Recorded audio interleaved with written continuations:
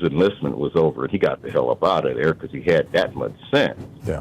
But the United States, since that time, I was born about 3 or 4 years later in 1963, the United States has bombed people all over the world, from Vietnam to Sudan. Right now, the United States is bombing Somalia, bombing Sudan. The United States is bombing boats off of Venezuela. The United States is complicit in the horrific events in Palestine. I'm not understanding this blind spot of hubris of the American people. I'm not understanding the moral authority. When I hear people call into your show and talk about Putin's going to take this or Poland, I'm no Putin apologist. I'm simply saying Putin's geopolitical calculus is different. Putin is not separated by two oceans with two fore and aft vassal states, as in Canada and Mexico. Putin is surrounded by 4 nuclear powers: Pakistan, India, North Korea, and China. His geopolitical calculus is entirely different. I'm not understanding this. The United States has bombed Afghanistan, Iran, killed millions of people, thousands and thousands of miles away. What is this? Are the American is the American public looking at this globally? Are we looking at, as a people, how the world views us right now? We talk about elections and democracy all over the world, but look at what we're doing to our own.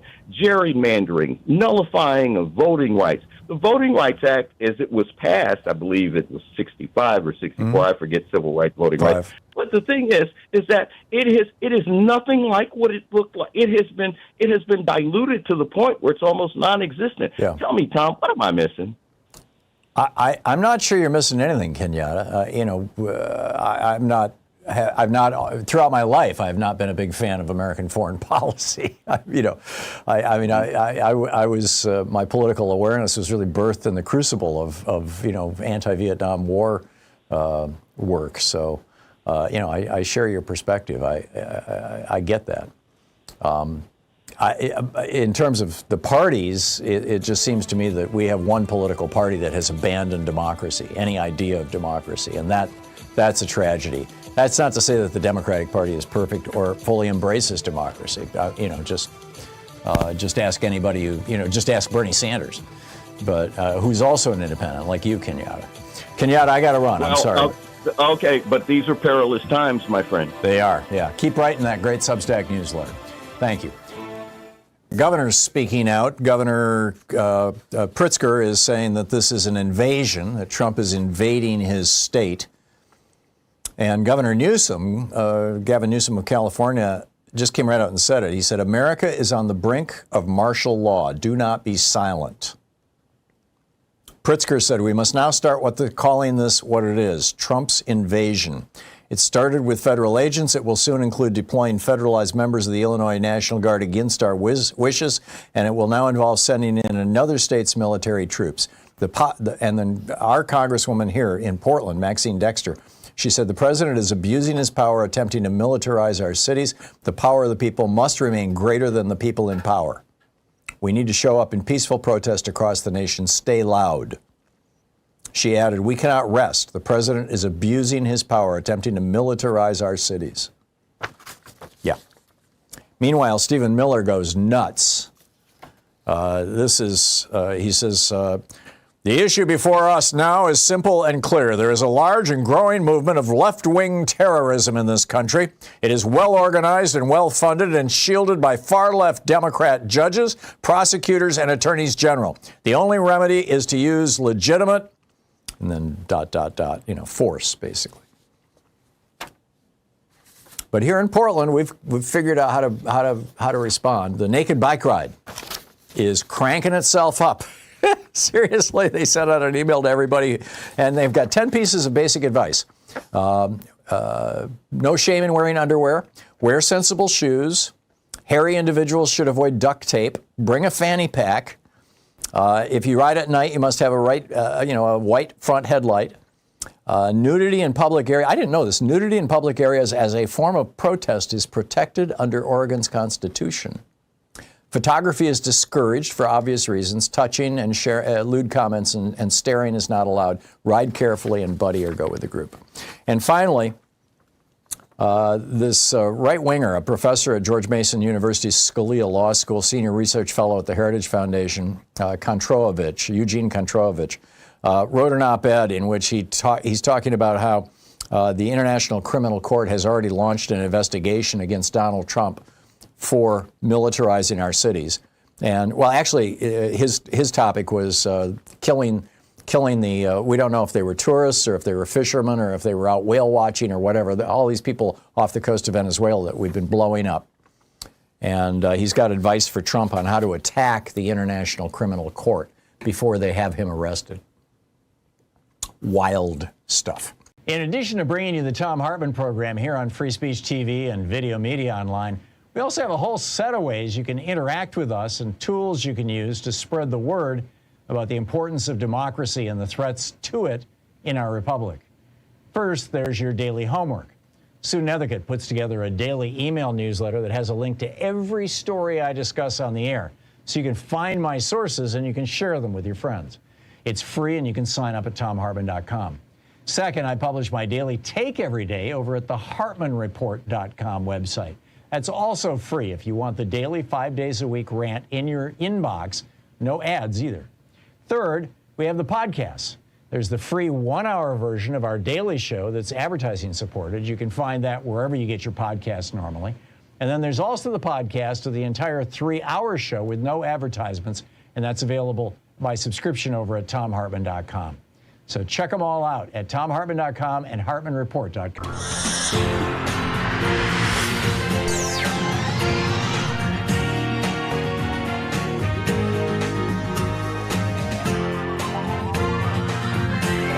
We say fight back!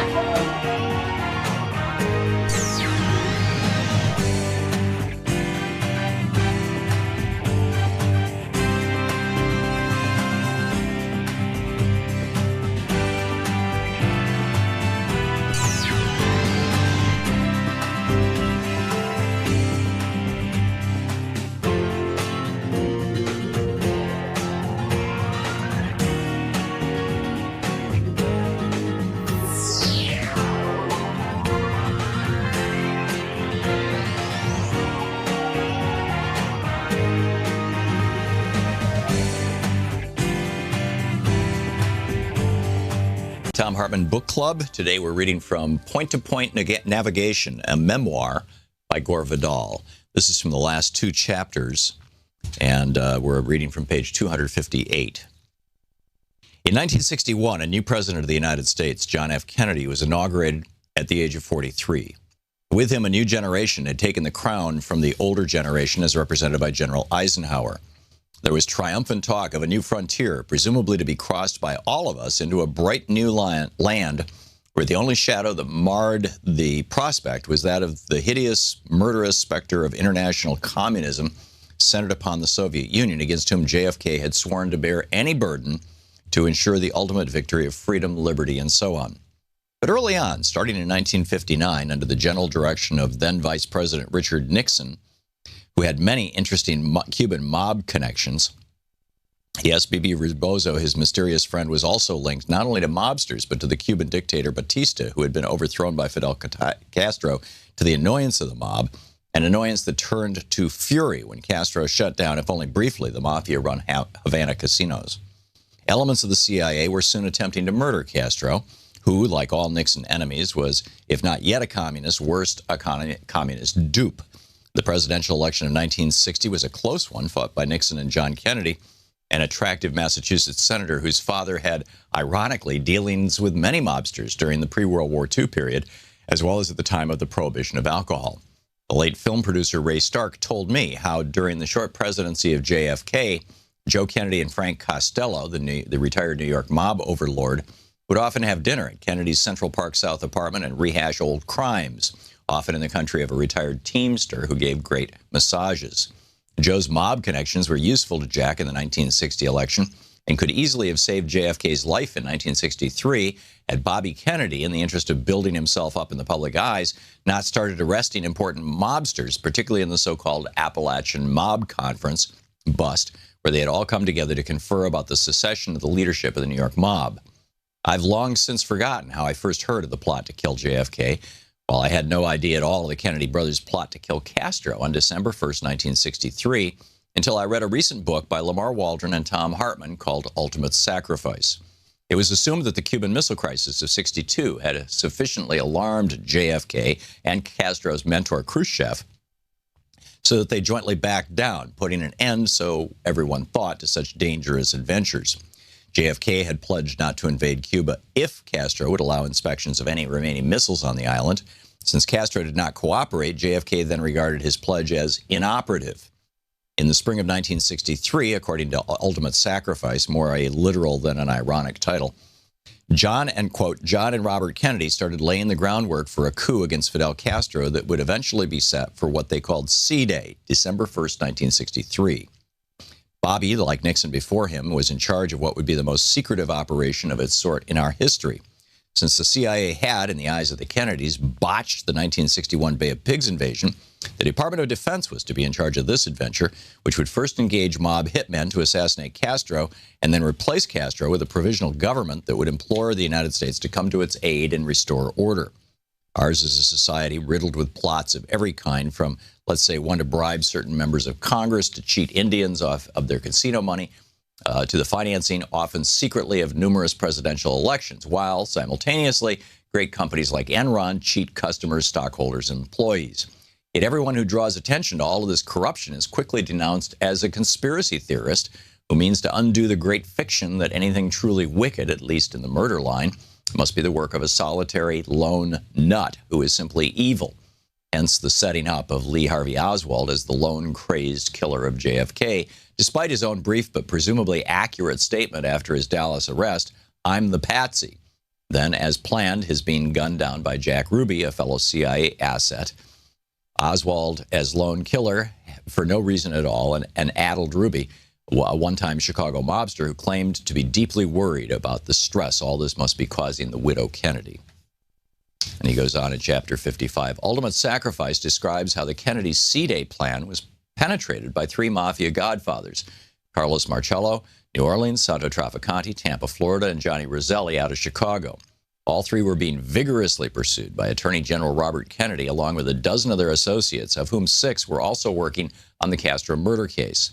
The crime bosses then used parts of the C-Plan, a.k.a. AM World, to arrange JFK's assassination in a way that would prevent a thorough government investigation in order to protect the coup plan, its participants, as well as, naturally, national security by invoking the secrecy surrounding the C-Plan.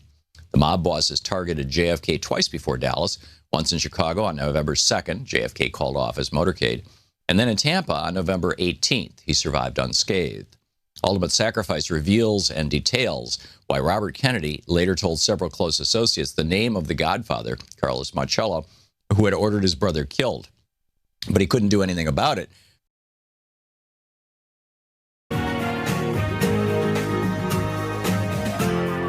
This is the Thom Hartmann Program. Hey, happy, what is it, Wednesday? It's the big day after the big day. We've got a lot to talk about today. Congressman Mark Pocan will be with us in just a few minutes for the entire hour. Middays with Mark, one of our national Progressive Townhall meetings, as we regularly do with him. Also, in the second hour of the program, the SNAP scam, how billionaires and politicians turned a welfare system for low-income people into a welfare system for the rich. And what do we do about that? How do we reform specifically SNAP, TAMF, and Medicaid? Also, and so it begins. That was Donald Trump's phrase last night, apparently arguing that he's going to go after the mayor of New York City. What does that mean? Also, Trump promised a living hell if the Republicans don't end the filibuster. At what point are the Republicans going to say no to this guy? And in fact, it looks like maybe the Supreme Court is getting ready to, although Kavanaugh, Alito, and Thomas seem pretty solidly in Trump's side, just from what I'm hearing. We'll see how that plays out. A crazy alert in our second hour. This is what happens when you embrace the conspiracy and anti-Semitic nuts. You got a bunch of MAGA people who are saying, well, we're not going to vote again until the Kirk killing is solved. We'll get into that. In the third hour of our program, Donald Trump says he is preparing an anti-voter executive order that will make sure that Democrats never again hold power. Not verbatim, but damn close. We'll talk about that. Also, a cruelty alert right here in Portland. A woman took a picture from her car of some ICE agents, and they stalked her, ultimately stopped her car twice, and the second time smashed a window out, dragged her out of the car, dragged her across the pavement, locked her up for 7 hours, told her she was in big, big trouble, and then just let her go on the street. And because she hadn't done anything wrong, she took their picture. They were quite upset. What the hell is going on here? And what does that have to do with the election? So a lot to talk about today. But to start out, Congressman Mark Pocan is with us for the hour, taking your calls in a National Progressive Townhall meeting, our middays with Mark. So, Congressman, welcome back. I'm curious your thoughts on last night. Yeah, it was a great night. I think people don't like paying more for groceries and durable goods because of Trump's tariff taxes. They don't like having to pay more for health insurance because of the big ugly law. They don't like that people are going to lose health insurance or lose food assistance because of Trump and the Republicans. And they don't really love the shutdown when Republicans are in charge of everything and still can't govern. So, gee, go figure. People aren't happy and expressed it. I think I saw I think it was Virginia's results came in. Every single county in the state went more Democratic. And, the message was very clear in all the elections that were out there. I'm hearing a couple of messages from Democrats that I find fascinating. On the one hand, basically everybody, including in Georgia, a couple of people on a regulatory commission. Basically, every place a Democrat was running, not only did they win, but they beat the margins of victory that Kamala Harris had, in 2024, and that's that could be interpreted a couple of different ways. Is that just a repudiation of Trump, or is that an embrace of Democratic policies? And then the flip side is. And then also people are saying, you got a Democratic socialist elected as mayor of New York. That this all suggests that there's a big progressive wave. On the other hand, you've got people saying, well, wait a minute, Spanberger and what's her name? Forgive me. Were not really progressives. They were by Mikey Sherrill were both kind of middle of the road Democrats. And if you look at the New York race, Mondami won by 50.4%. And in 2021, Eric Adams won by 67%. In 2013, Bill de Blasio won by 73%. In 85, Ed Koch won by 78%. I mean, you can go back to 1957, Robert Wagner won by 49%. And in 1925, Jimmy Walker won by 65%. I mean, Democrats usually carry New York City by 2/3, and Mamdani just barely hit half. So I'm curious, with all that I just threw at you, make some sense out of this for us. Yeah, I mean, everyone's going to say everything, whatever makes their case. I do think it's pretty obvious that this is a repudiation of Trump and Republicans. I think, the main thing that now Mayor Mamdani said was that we had to make life more affordable, right? Which is what Democrats have been talking about. The tariffs are making groceries and durable goods more expensive, healthcare and energy because of the big ugly law.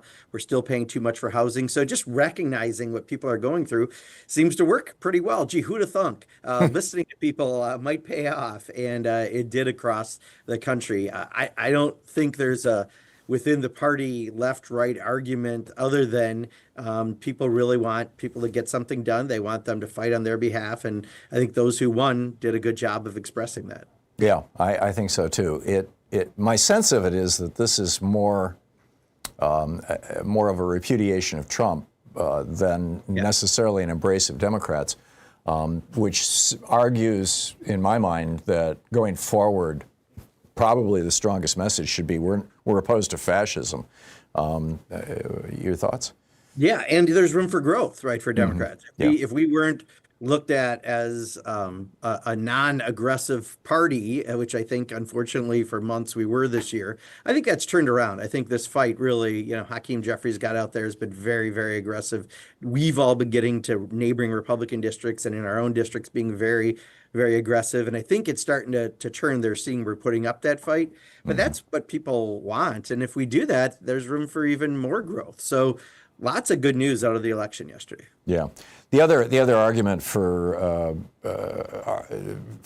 against the argument that Mamdani really didn't win big is that he was running actually against a Democrat, Cuomo. Right. Oh yeah, no question. And so you can't. It's not apples and oranges when you go back to historic races where the Democrat was running against a Republican. I mean, Sliwa just didn't even show up, basically. Yeah. No, exactly, and that's why I didn't even go there, because any election you can slice and dice in different ways, but what was a common thread everywhere was that people don't like what Donald Trump is doing and Republicans are doing. And, if Democrats can improve our image by showing we're really fighting, that gives us even more potential for next year. And I think that's a good news. Yeah, in 2024, the main message that was being used against Kamala Harris, literally hundreds of millions of dollars worth of television advertising, particularly in the swing markets, was this clip of her back in her San Francisco years saying that she was in favor of government funding of surgery for trans people. And now I don't live in either of these media markets, but people call into this program who do. And what I'm hearing from people who live in New York and in Virginia, New York, New Jersey, and Virginia, is that the principal ads that were being run against Mikey Sherrill and against Spanberger were basically anti-trans ads. They tried to reprise that successful Trump strategy, and they found clips of them or whatever, and they were just attack ads saying these people are going to offer your children free trans surgery in elementary school and stuff like that. I mean, some of the people who called are just furious about how deceptive they are, but. That strategy apparently didn't work. Particularly, I mean, you founded the Equality Caucus there in the House of Representatives. What's your take on the state of homophobia, transphobia as a potent political weapon for the Republicans? Is it fading? Yeah, well, if you don't have the financial luxury to hate somebody because you're busy paying 40% more for your health care and 30% more for your groceries, and you're starting to buy things for the holidays and they're more expensive because of tariffs, you may not care about that other distraction stuff, right? The culture war of Stephen Miller in the White House may not have the same interest level when you're just economically trying to figure things out. So, I think that really is how most people vote, as their pocketbooks, and right now people are hurting. You're sounding like Bernie. Yeah, well, totally true though, right? Yeah, no, I mean, there's no higher compliment. Congressman Mark Pocan is here with us for the hour. Chair Emeritus of the Congressional Progressive Caucus. Pocan.house.gov is his website. Rep. Mark Pocan over on, Pocan.house.gov over on Blue Sky. We'll be right back. This is the Thom Hartmann Program. It's our National Progressive Townhall meeting with Congressman Mark Pocan of Wisconsin, the Chair Emeritus of the Congressional Progressive Caucus. Stay with us.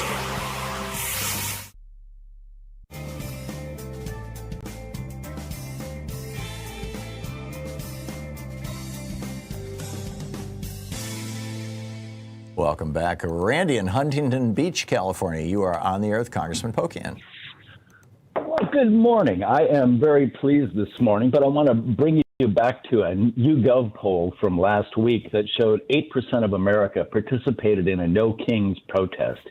And you may remember the Erica Chenoweth research that showed when 3.5% of the population get involved in a political movement, it's hard not to bring about change.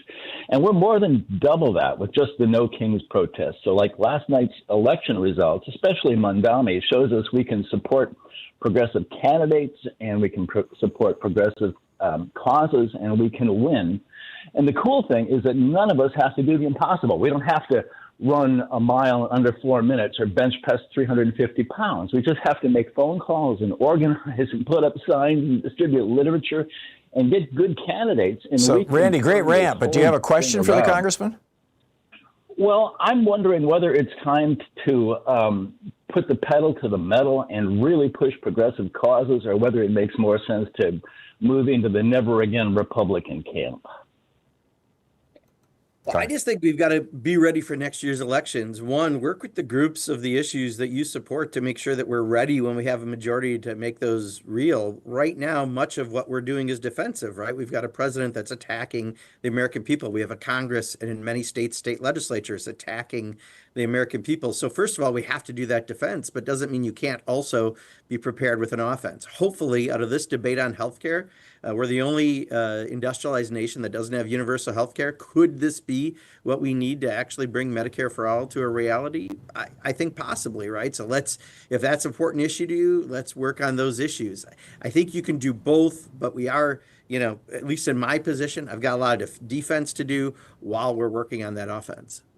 Ziggy in Oneonta, New York. You're on the air with Congressman Pocan. And by the way, Ziggy, thanks for the heads up on Free Speech TV being down. They're still down right now, but we let them know, and I think they're working on it. So anyhow. Actually, it's working now on Roku on Free Speech. Oh, great. That's good to know. Okay. It's not on Sling, or at least on mine. Anyhow, back to you. Your question for Congressman Pocan. Yesterday was a great win, Congressman, but it's just the beginning. We got a lot more work we have to do. We have primaries coming up next year. We have a lot of elections. And I'd like to see the Democratic Congress people start to publicly talk to the DNC and to corporate Democrats and say, it's time for you to get on board. You have to get together with us and be with either the people or the billionaires. And that's our major fight within the party, that we need to have more progressives. We need to get rid of the older guys who are in the way and put in younger people.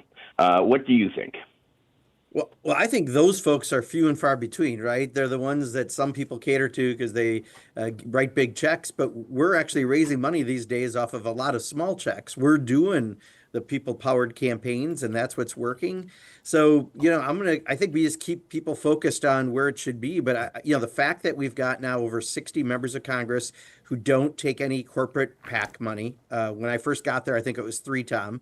So in 13 years, it's a lot of progress. Yeah. We need more. Also, people now not taking APAC money and announcing it. I mean, I think there is some momentum on this side in looking to smaller donors and volunteers. And when you have no kings and things like that as big as they are, that just helps us considerably in those arguments. Congressman Mark Pocan with us for the hour, taking your calls. We'll be back in 1 minute. I have to read a commercial over on the commercial side. You'll have a promo here. We'll be right back.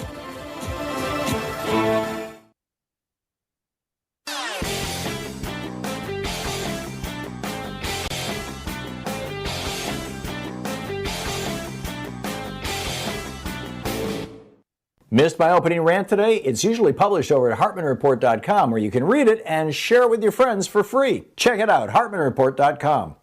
When Ronald Reagan took over America in 1981, we handed him a brand gleaming new country.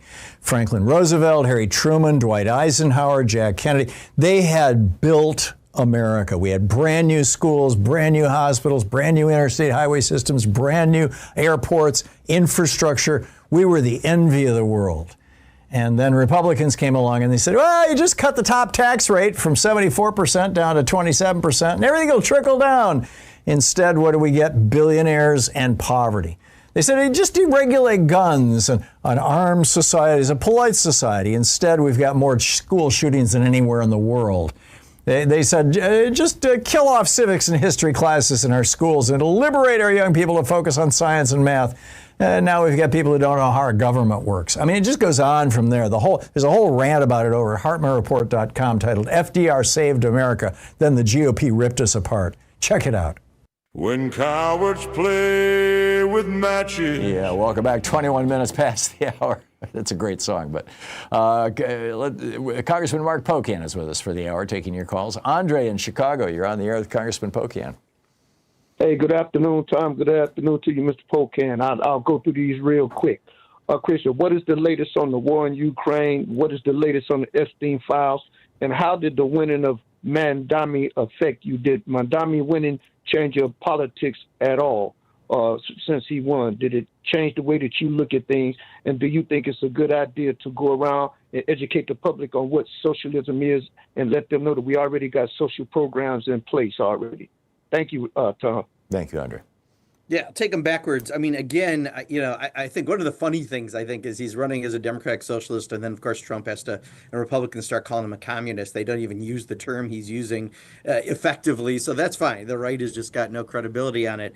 But he really ran on lowering the cost of goods for people in New York. I mean, that was his unique message over and over and over. And I think we need to learn from that. I think, Hakeem Jeffries all year is trying to keep our members on that.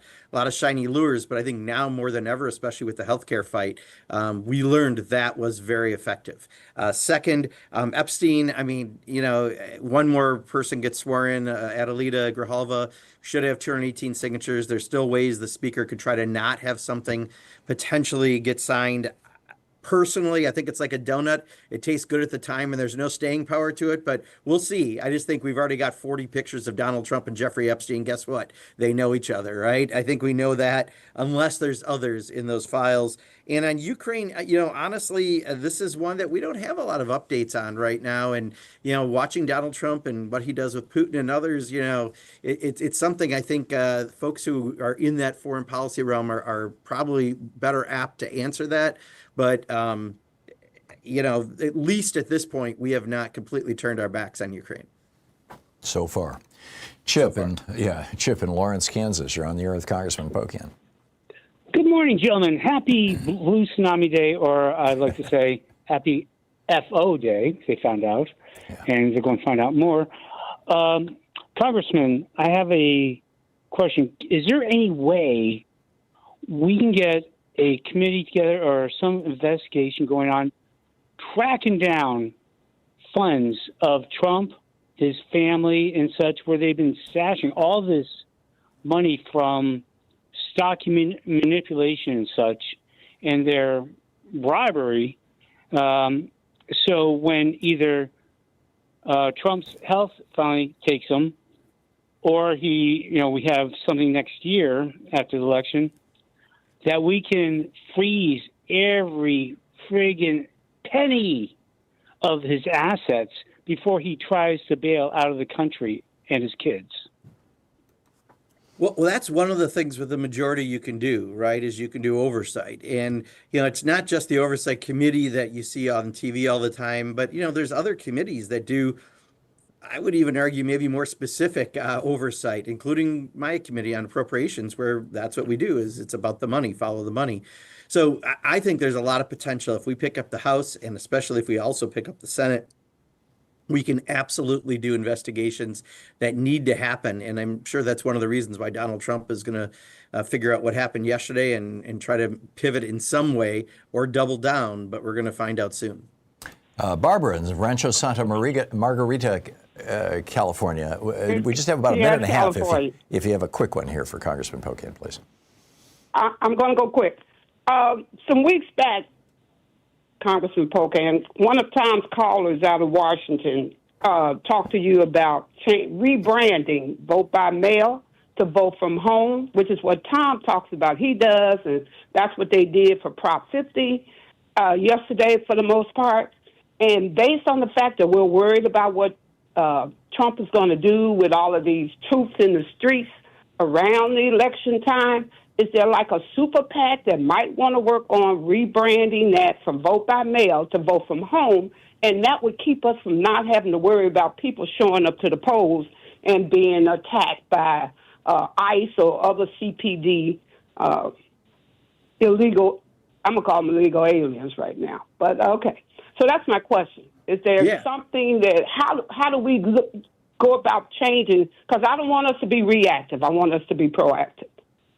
No, I agree. I think it's especially if we find it through as they're doing any kind of focus groups and stuff and looking back at the election, if that hits, we need to do it. But regardless, I think it's common sense, right? I mean, people can do a lot of things from home. You pay your bills from home. You're attending, classes from home. Why wouldn't you be able to vote from home? It might make it, so it sounds like exactly what it is what you're doing. I think also you're going to find Donald Trump trying to push back on it for the very same reason. So we're going to have to find out what they're going to start calling it and their arguments are going to be. So I think we need to be ready no matter what for both a proactive and a reactive response. Yeah, well said, because he does not want Democrats to investigate him. He's looking at doom. I think it's starting to rattle him. Thank you. Congressman Mark Pocan is with us for the hour. It's Middays with Mark, our regular visit with the Chair Emeritus of the Congressional Progressive Caucus. Stick around. You're listening to the Thom Hartmann Program. Call 202-808-9925. Pocan.house.gov is the website, and it's also Pocan.house.gov over on Blue Sky.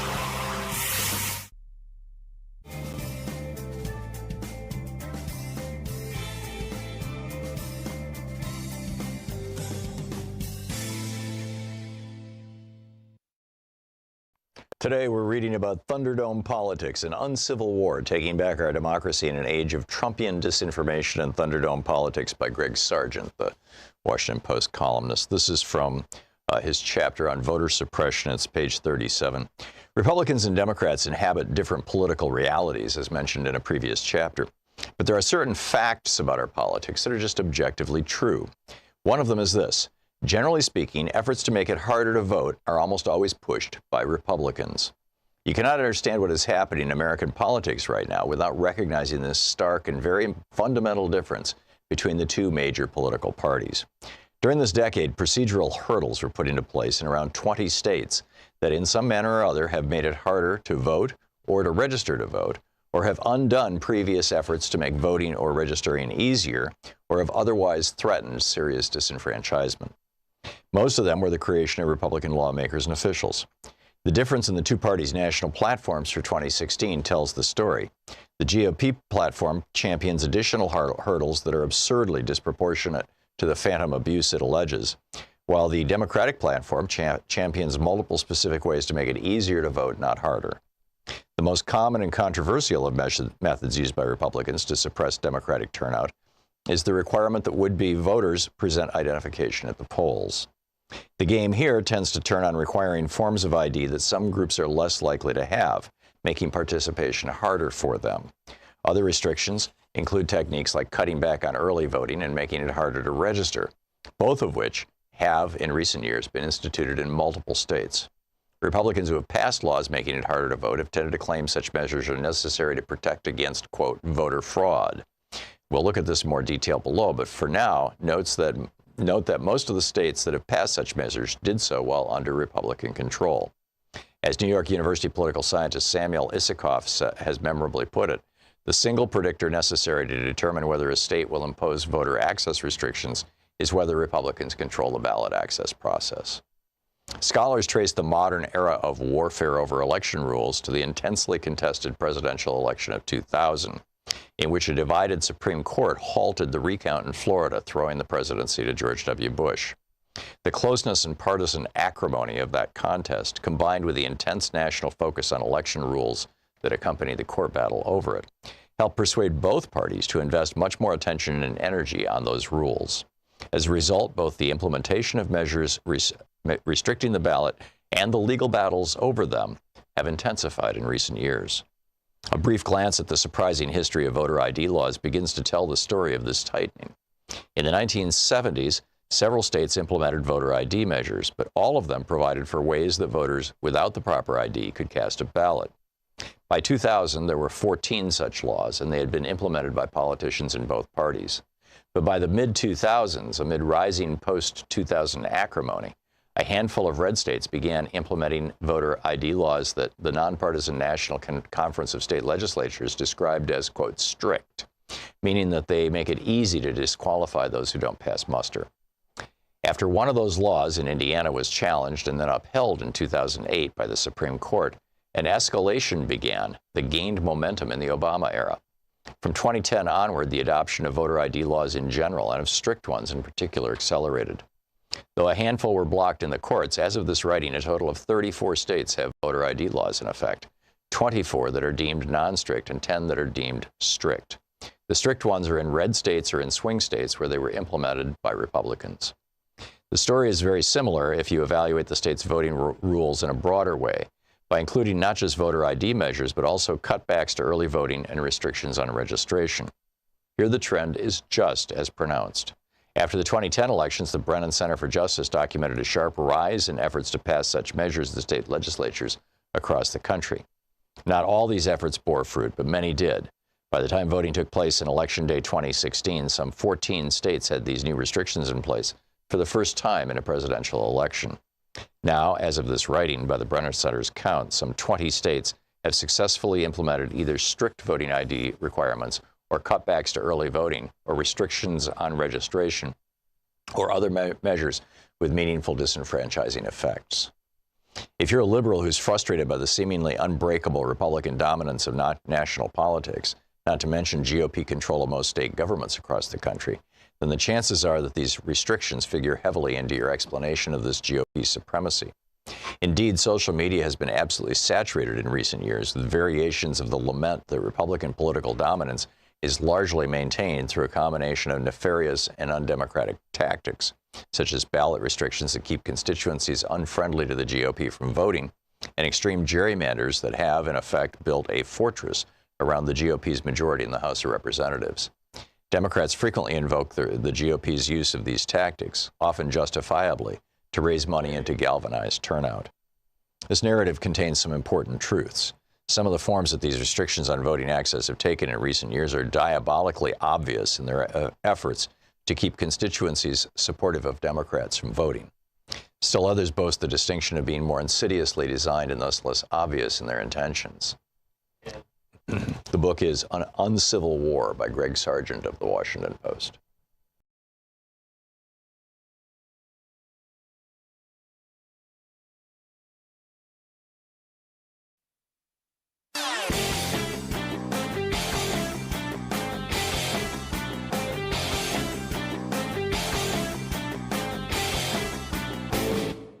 Did you know that every weekday we send out an email before the show giving you all the topics coming up so you can be fully informed and ready to interact with our program? Or that after the show we send out Sue's Stack, a list of every topic I've discussed along with clickable hot links to every source of information I've shared with you on the air? It's all completely free and available over at thom.tv, THOM.tv. Check it out.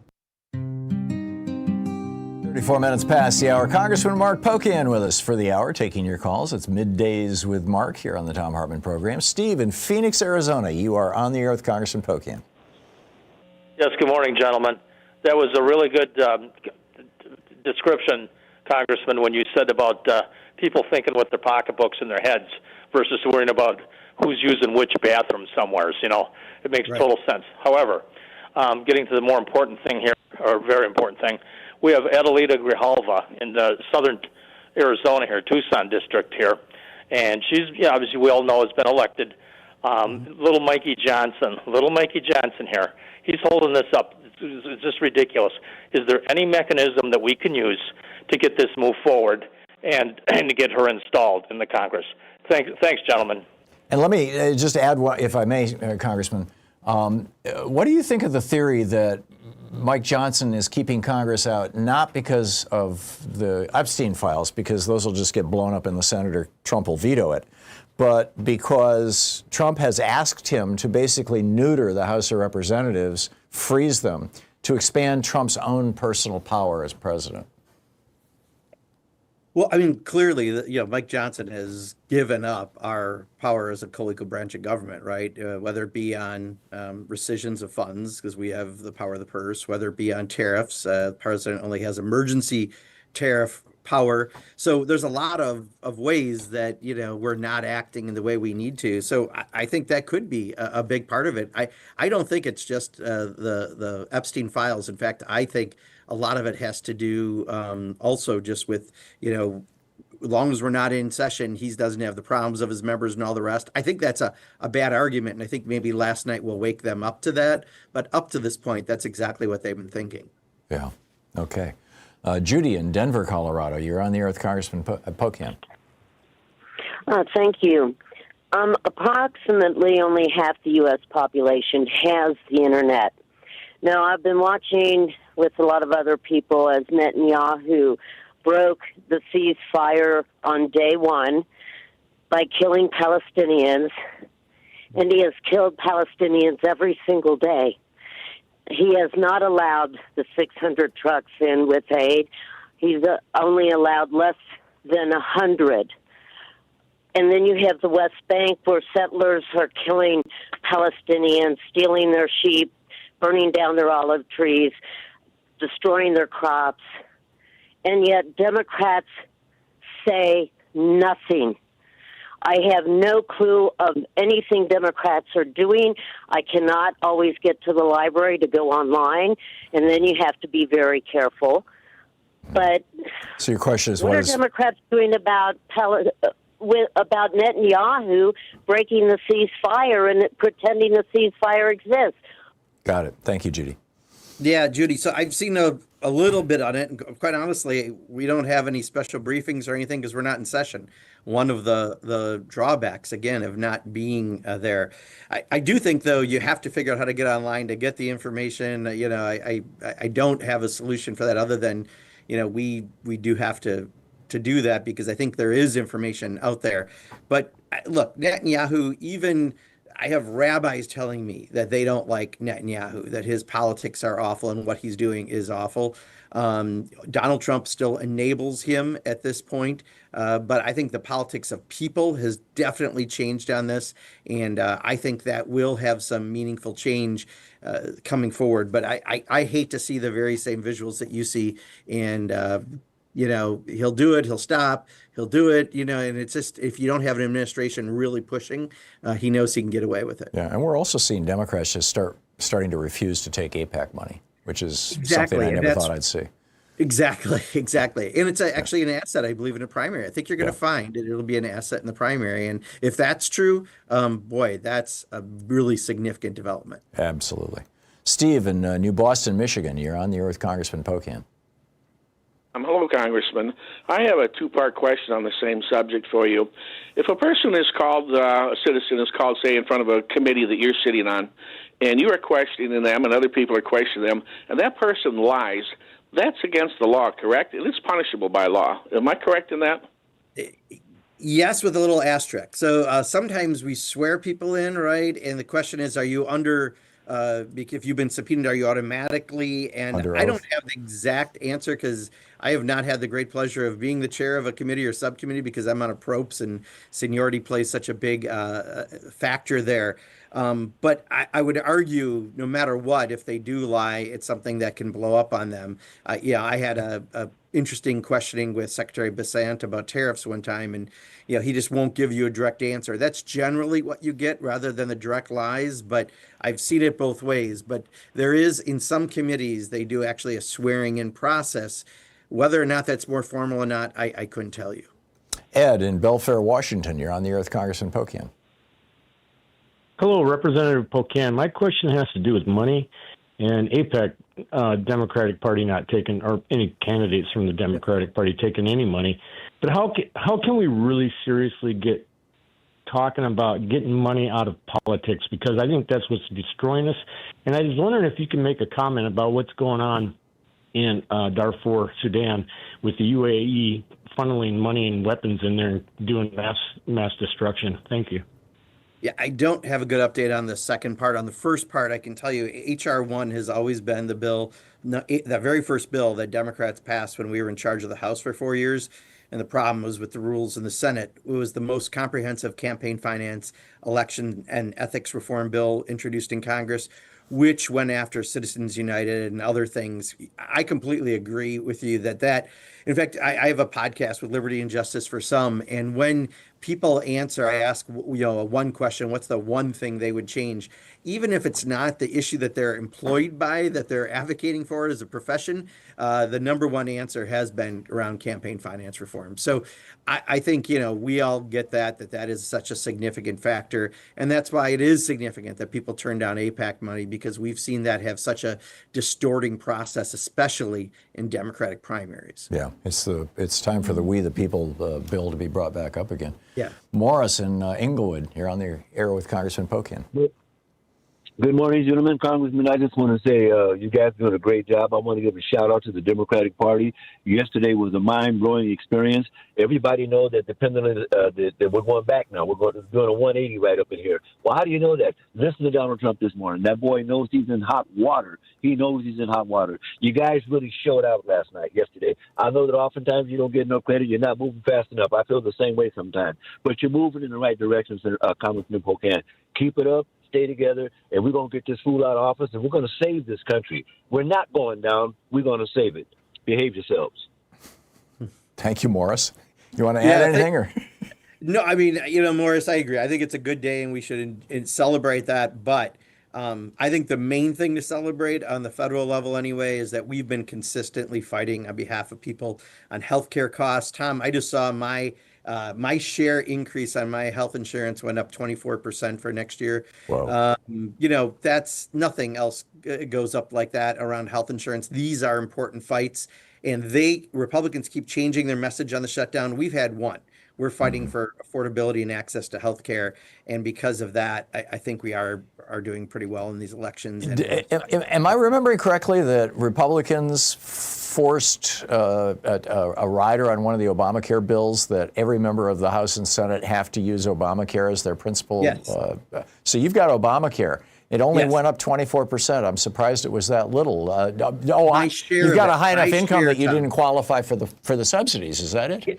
Yeah, but it's a little different because that's my share. I did not get the overall number. I just today got my increase number. So I'd have to look at what the actual increase, and does that mean somehow the employer picks up a greater share of it? I don't know that. But I just saw mine went up about $178 a month, my share. Amazing. Mark in Langhorne, Pennsylvania. You're on the air with Congressman Pocan. Great to talk to you both. Thank you. Two questions. One, I'm a 35-year-long Republican who voted Democratic once for Obama the second term, and this time I voted straight Democratic. The Ben Salem area where I live, right outside of Philly, went Democratic for the first time in 30 years. So I think there's like a movement that I feel, and I'm just against so many things that my old party was doing that I had to switch sides because I'm just against it. But as far as the stimulus, I have a company where we reimburse them a certain amount for their health insurance, and all the employees that work for me were saying it's going over 100%. Yeah, it depends on the plan and the age of the recipients. That's why averages are the worst thing you can give, Tom, in my opinion, because it doesn't, it may affect a few people, but it's the people paying $1,000 or $2,000 more a month for insurance that are the real stories that need to get out there about what the Republicans did and didn't care about their individual situations. But and that's what we're searching for right now. We're doing an event today with some folks that are going to talk about what happened to them and their rates around the Affordable Care Act. But, people are doing this around the country, and I think those stories are important. Well, and Mark said that he was an employer. I'm an employer also. Yeah. Typically, employers are not buying plans on the Affordable Care Act exchanges. They're buying them. I mean, we buy ours directly from Blue Cross Blue Shield in New York because our business manager lives in New York, and he pays all the bills and just, or negotiates all this stuff for us. So even though we're in Oregon. So I'm guessing that he's not going to be seeing those kinds of increases because he's not using ACA plans, although maybe he is. I don't know. The thing is, insurers had to assume that there's going to be some uncompensated care out of that law. So I had an employer here in town got a 41% increase for their employee group. Wow. Just because it's spreading around. Yeah. Amazing. Amazing. Yeah, they're covering for lost costs. Congressman Mark Pocan with us. It's Middays with Mark. We'll be right back.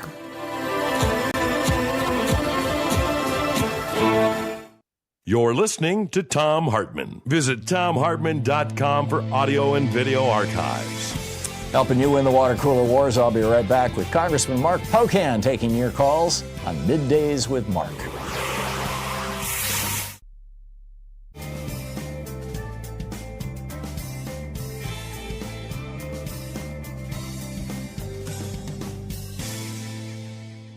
And welcome back. Cody in New York City, you are on the air with Congressman Pocan. Hey, Representative Pocan, thank you so much for everything you do. You are one of the good guys. I apologize up front here. I'm about to hit you with a harsh dose of reality here, and that is this. We have an emergency crisis in this country, and that is that Trump is building his own private army under the guise of ICE. And we have to stop this now. If we let this go on and allow him to build his own personal army, it's over. Everything is over. Democracy is over. And Democrats are sleepwalking on this issue. Democrats seem to think, oh, no problem, we'll just win the next election. But you don't understand. There will be no next election. Right? Trump will deploy his army in the streets to seize voting machines and declare victory. And then the Democrats think, well, no problem. The courts won't allow that. Trump will kick down the front door of the courts and arrest the judges. And you might think, well, no problem. People will protest in the streets and they won't stand for that. Trump will deploy his army and shoot and kill people in the streets. So Democrats, you need to wake up and stop the funding of ICE. So, Cody, my question to you is, what can we, because we can't, right? We're not in the majority to do that. They just added this huge amount of funding, more than I think any but the top 5 nations' defense budgets. They just added in spending to ICE. But we don't have the majority. That's why that vote happened around the big, ugly law. That is the problem, right? That's why we're having no King's rallies and everything else. But elections have consequences. We do not have a trigger to do that in the minority, and that's why they just passed that huge increase in funding. I'm not sure whether ICE can be used in the ways that you talked about. I think that's going to be a little more difficult, but elections have consequences. That's the message, right? That's why yesterday was so important, but we better really be ready for next November, because there's very little we can institutionally do. Howard in Seattle, you're on the air with Congressman Pocan. Wow, thank you so much. Thank you for the platform. KCBS, thank you. Thank you, Mark Pocan. My question is, God, that was such a great share, though, the guy just now.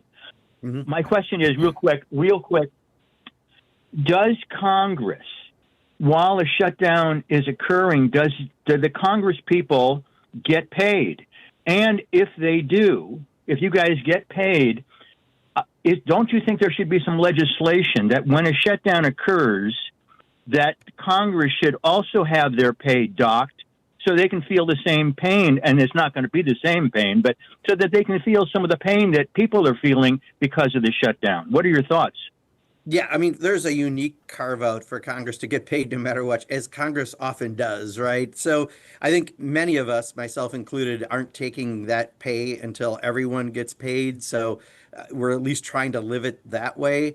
But there could be legislation. The only question I would say on legislation, we have to be a little careful how it's crafted, because you don't want to be a tool for someone to have a shutdown, because don't forget, half of Congress are millionaires. It means nothing to them, but half aren't. And how that affects some folks could be used as a weapon or a tool, and we'd have to be careful in thinking about that.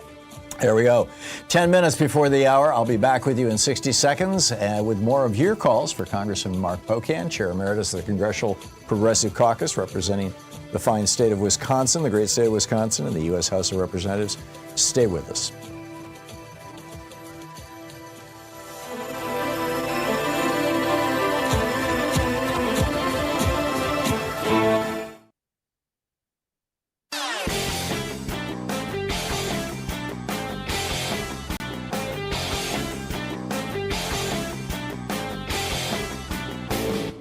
Hey, thanks so much for sharing our program and for reaching out to our stations and sponsors and letting them know that you're listening. It really means a lot to us. So what do we call the really, really mind-bogglingly rich? You know, at the founding of the Republic, they were referred to as speculators or moneyed interest or aristocrats. In the years leading up to the Civil War, we called them the cotton lords and the plantation aristocracy. In the late 19th century, they were the robber barons. In the 1930s, FDR called them the economic royalists. But since the Reagan Revolution, we've just called them billionaires. And now, some of them want to call themselves tech bros. Like, that's kind of a good thing, like tech is positive and bros, like Mark Zuckerberg saying we need more masculine energy in American business culture. So we need a new phrase. I would like to suggest the morbidly rich.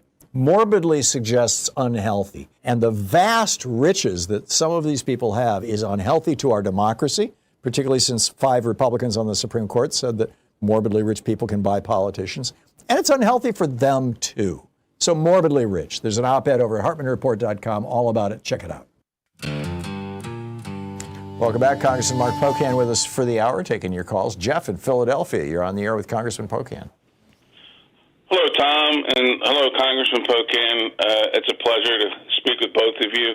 My question for the congressman is that since he's a member of the Progressive Caucus, I was wondering if possibly you had any thoughts on breaking away from the Democratic Party, or along with maybe some of your colleagues.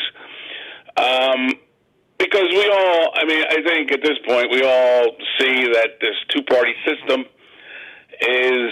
doesn't work or isn't working for the working class, the working poor, the poor, and we're just in the same cycle going around and around and around. I got your question, Jeff. We got it. Thank you. Yeah, I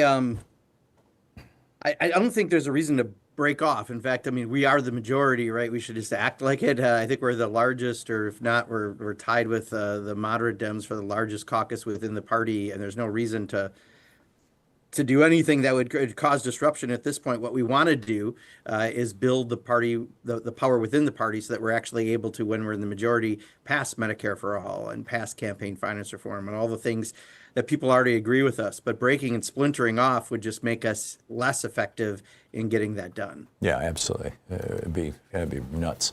Tom in Pittsburgh, you're on the air with Congressman Pocan. Yeah, Congressman Pocan. Kevin McCarthy got to be House Speaker by making a deal where a few representatives could challenge his authority, and that gave us Mike Johnson. Is that rule still in effect? And if it is still in effect, and you do get back to work here, and he refuses to seat the congressperson from Arizona, is it possible that could be used against him?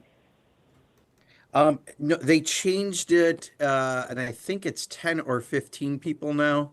So it's a little harder for a handful or less of people to challenge him. So that's not in place. I'm just forgetting the exact number, but I think it's 10 or 15. Tom in Pittsburgh, Pennsylvania, you're on the air with Congressman. A lot of calls from Pennsylvania. You're on the air with Congressman Pocan. Hello, Congressman. The gentleman, a couple gentlemen ago, actually stole my thunder. He had the same question I have, but I'm going to follow up on that. You know that Trump's going to deny the election results in 2026.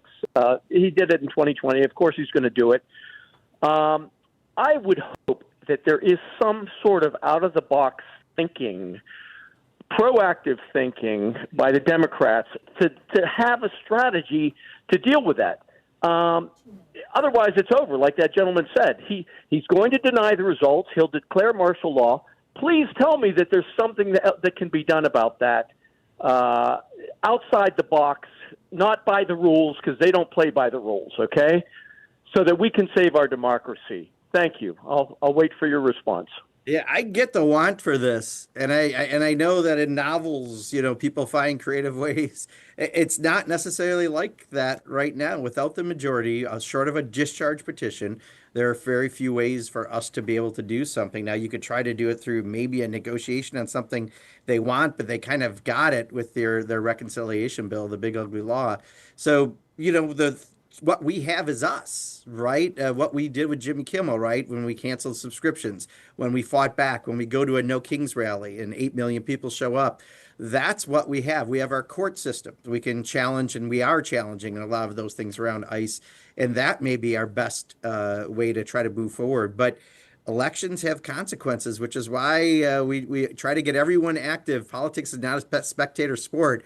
If you care as passionately as people have mentioned, Tom, about these issues, you need to care that much when it comes to elections and campaigning and getting people out to vote. Right, and showing up to volunteer at your local Democratic Party and joining groups like Indivisible. Yeah, absolutely. In the 30 seconds roughly we have left until the top of the hour here, Congressman, what should we be looking at and doing or thinking about acting in the next couple of weeks? Right now, at least House members are home. So if you can find a Republican that's not in their basement, go and see if you can get, cameras there and prove what they're doing is hurting people and get in their faces a little bit. But just contact your members of the House and Senate. As always, it matters. And, be prepared for November. After yesterday, hopefully people are motivated. Yeah, well, I think they are. Yesterday certainly was a hell of an announcement to Mr. Trump, I believe. Congressman, thanks so much for dropping by. It's always such a pleasure having you. Of course. Thank you, as always. We really appreciate all the years you've done this. Thank you. At the top of the next hour, and so it begins. Also, the SNAP scam, what's going on with that? And what does Donald Trump mean when he says he's going to make sure that Democrats never hold power again? Stay tuned.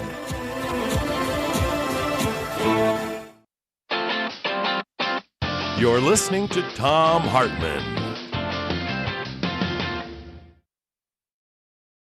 In addition to bringing you the Thom Hartmann program here on Free Speech TV and Video Media Online, we also have a whole set of ways you can interact with us and tools you can use to spread the word about the importance of democracy and the threats to it in our republic.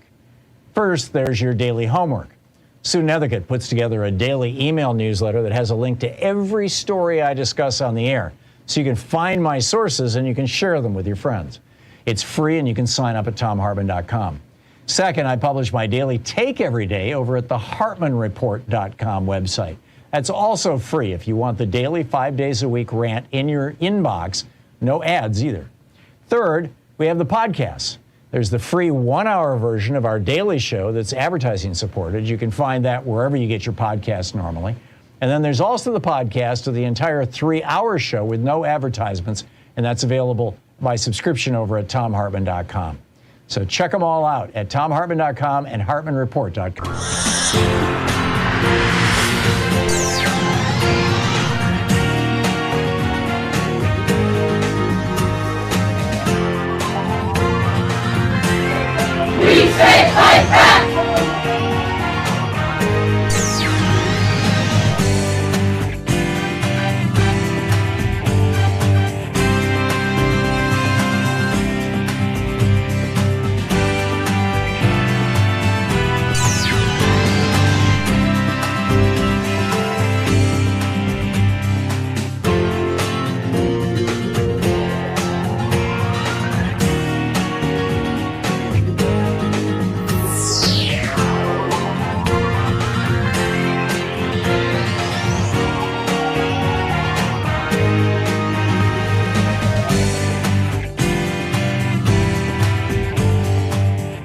Our book club book for today is Talk Radio's America by Brian Rosenwald, subtitled How an Industry Took Over a Political Party That Then Took Over the United States. This is from the introduction.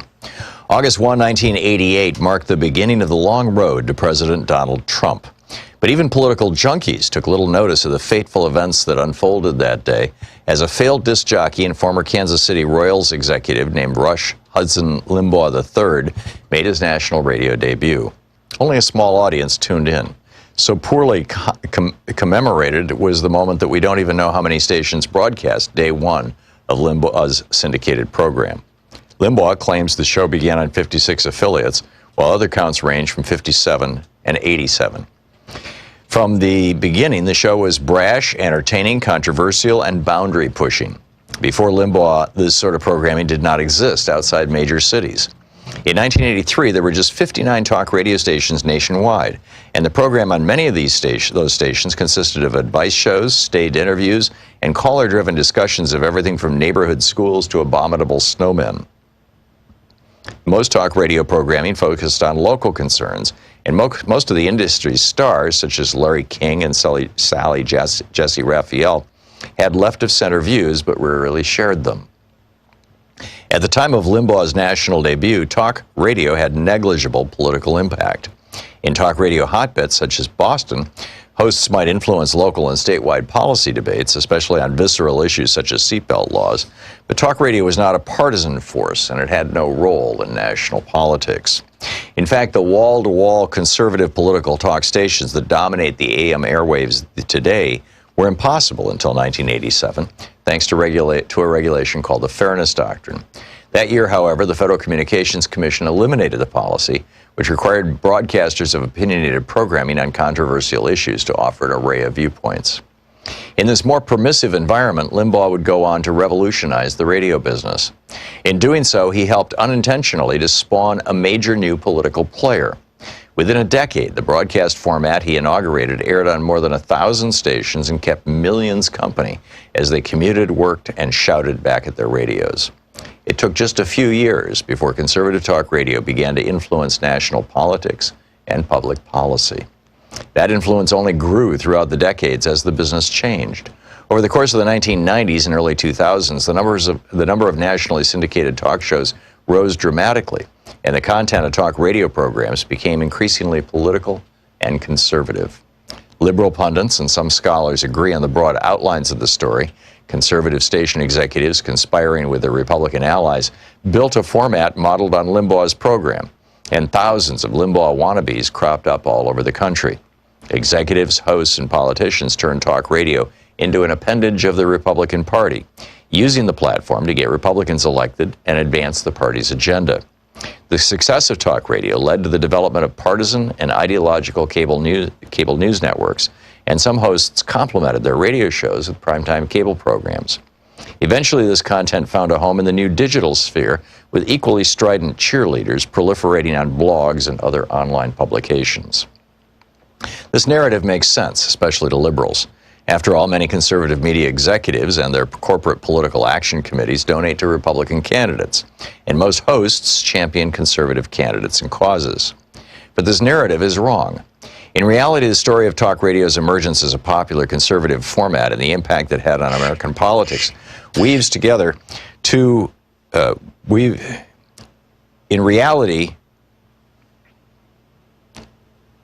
this narrative is wrong. In reality, the story of talk radio's emergence as a popular conservative format and the impact it had on American politics weaves together two distinct, complex tales. Neither has anything to do with the conspiracy to create a media servant of the Republican Party. The first describes how talk radio spread across America, in the process saving AM radio from financial ruin. Limbaugh had no intention of affecting elections or legislation, and no inkling that he could. Nor did any of his early successors. The executives who gave these hosts a chance also had no interest in political outcomes. Hosts and their bosses were in business. They wanted to captivate listeners and make money, and they discovered, essentially by accident, that conservative political talk in the mouth of an entertaining personality achieved this. Conservative hosts had strong opinions, but their primary goal was, and still is, financial gain. And it is because they realized financial gain that more and more stations invested in their style and content while divesting from competing formats. The second story concerns talk radio's transformation, after 1995, into an almost entirely conservative and doctrinaire medium that eventually spawned successors in other media, took over the Republican Party, and reshaped it in hosts' and listeners' image. Limbaugh was a great innovator, but he didn't change American media and politics all at once or on his own. In conservative talk radio's early days, hosts shared stations with liberal talkers and apolitical programs. There was not an immediate sense that conservative radio was the future either. But gradually, its success snowballed thanks to trial and error in the radio business, regulatory changes, political events, happenstance, and most importantly, listener behavior. Hosts also got a boost from marginalized conservative Republican politicians who realized that talk radio would enable them to circumnavigate the mainstream media, and deliver their message directly to voters. The book, Talk Radio's America.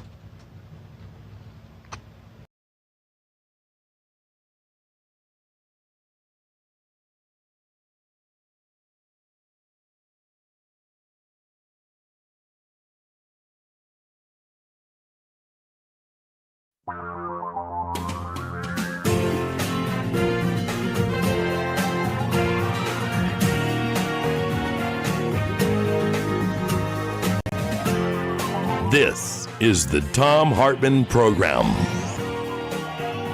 Hey, welcome to the second hour of our program. My op-ed today over HartmannReport.com is the SNAP scam.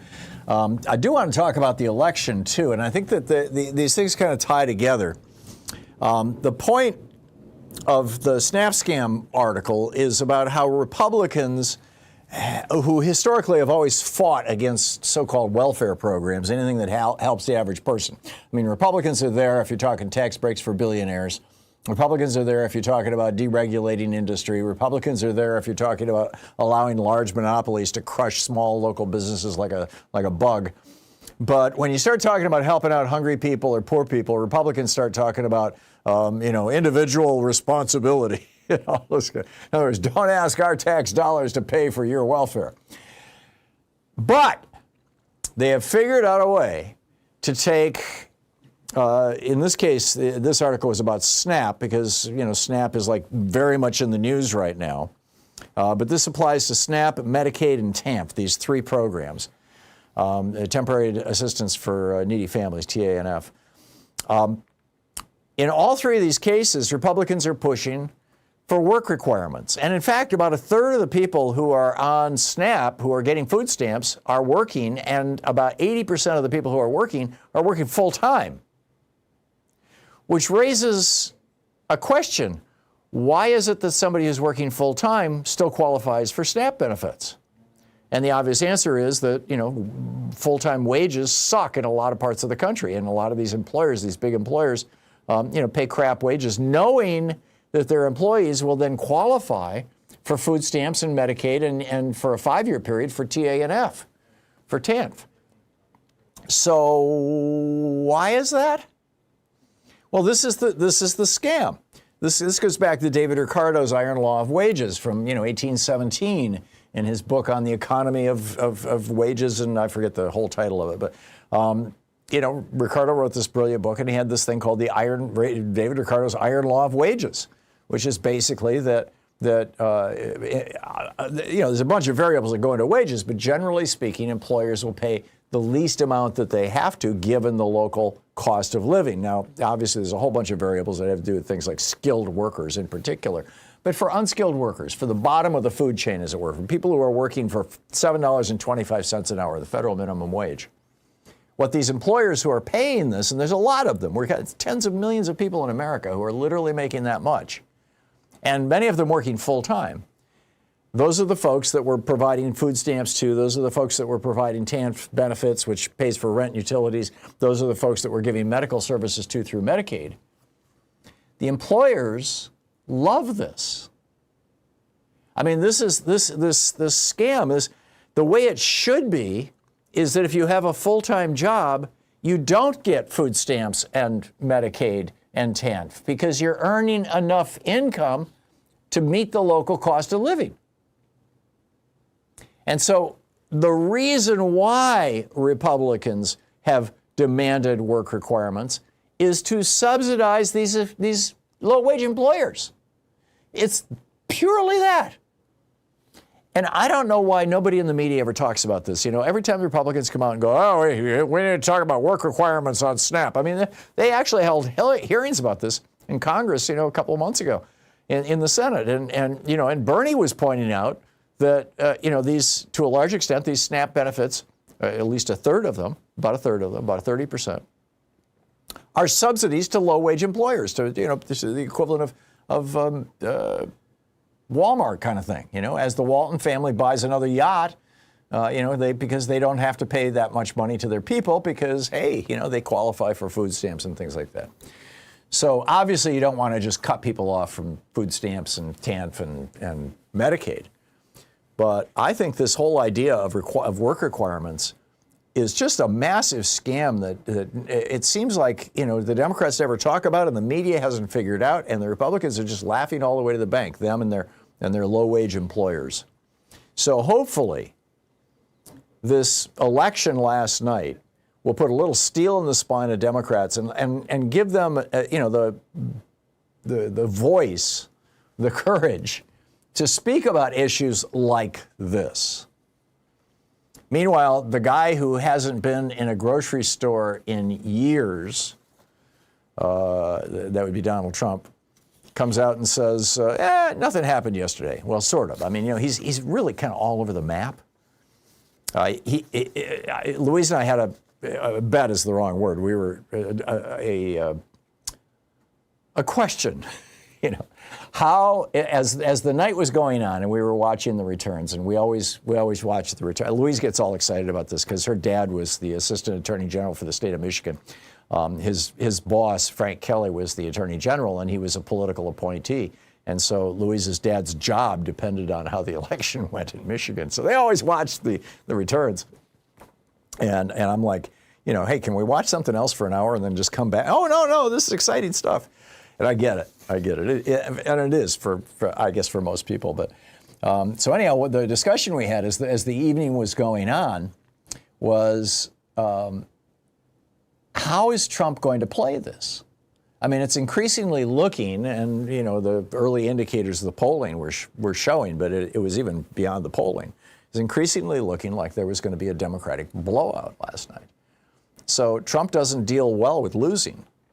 So what's he going to say? Is he going to say the election was rigged? Is he going to say that it's because he wasn't on the ticket? Is it going to be because he's going to say that Democrats were lying? Is it going to be because he's going to say that John Thune won't break the filibuster? I mean, what's the deal? What excuse? Because there will be an excuse. He's going to blame somebody. He's not going to take the blame for it himself. He never does under any circumstances for anything. And sure enough, here it is. Trump puts on his Nazi-infested social media site, Trump was not on the ballot, and the shutdown were the reason that Republicans lost elections tonight. Yeah. I think Trump was on the ballot, and I think that's the reason Republicans lost so badly last night. And then Trump later posts, after when it was called for Mamdani, that was when Trump posts this thing that says, and so it begins. Now, meanwhile, as you know, I have been saying for some time now that the Republican Party really should kill a filibuster. I mean, that they could anyway. I mean, as I mentioned yesterday, I said this on Ali Velsh's show on MSNBC. Congressman Khan and I talked about it on this program. He then went on Fox and he talked about it on Fox News, that if the Republicans wanted to end the filibuster, all John Thune has to do is put forward a change to the Senate rules to end the filibuster. And he could do it, by the way, just for that one particular law, or he could do it forever. But, if he ends the filibuster, then Republicans can pass all kinds of stuff that they can't pass right now because Democrats will block it. And then America could really see how much damage these guys can do. And I think that would be a good thing, and I think it would set the stage for Democrats to come into power in 3 years and undo all that stuff and actually create a genuine progressive governing majority. So anyhow, I've been the voice in the wilderness about this for 6 weeks now that the Congress has been out, or 5 weeks that the House has been on vacation during this shutdown. And Trump last night went on Truth Social and just went nuts, attacking John Thune. John Thune, of course, is the guy who's replaced Mitch McConnell as the Senate Majority Leader in the Senate, and he basically runs the Senate. And he's the one who would have to, approve breaking the filibuster. And so this is one of the White House advisors off the record told Axios that Trump is going to start pushing really hard to end the filibuster. This is a quote. He will call them at 3 o'clock in the morning. He will blow them up in their districts. He will call them un-American. He will call them old creatures of a dying institution. Believe you me, he's going to make their lives just hell. End of quote. Now, you've got a couple of Republican senators who've said, well, okay, we'll talk about it. But by and large, that ain't happening. Hang on just a second here. I got a couple of names. Yeah, Bernie Moreno of Ohio says, well, yeah, we could make this a Republican-only vote. He said that on Fox So-Called News. Jim Banks of Indiana told Axios he'd consider changing the rule under certain circumstances. But John Thune is saying, no way, not going to do it. Because John Thune knows that eventually the Republicans in the Senate are going to be in the minority. Or at least he believes that.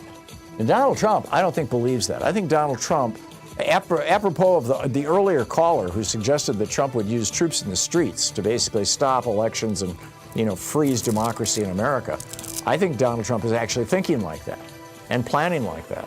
And I think this is a very, very dangerous time. But I still think we should end the filibuster. Let's say you. This is the Thom Hartmann Program. 16 minutes past the hour. I mean, the filibuster's anti-democratic to begin with. 60 votes? That's not democracy. Democracy is majority rules.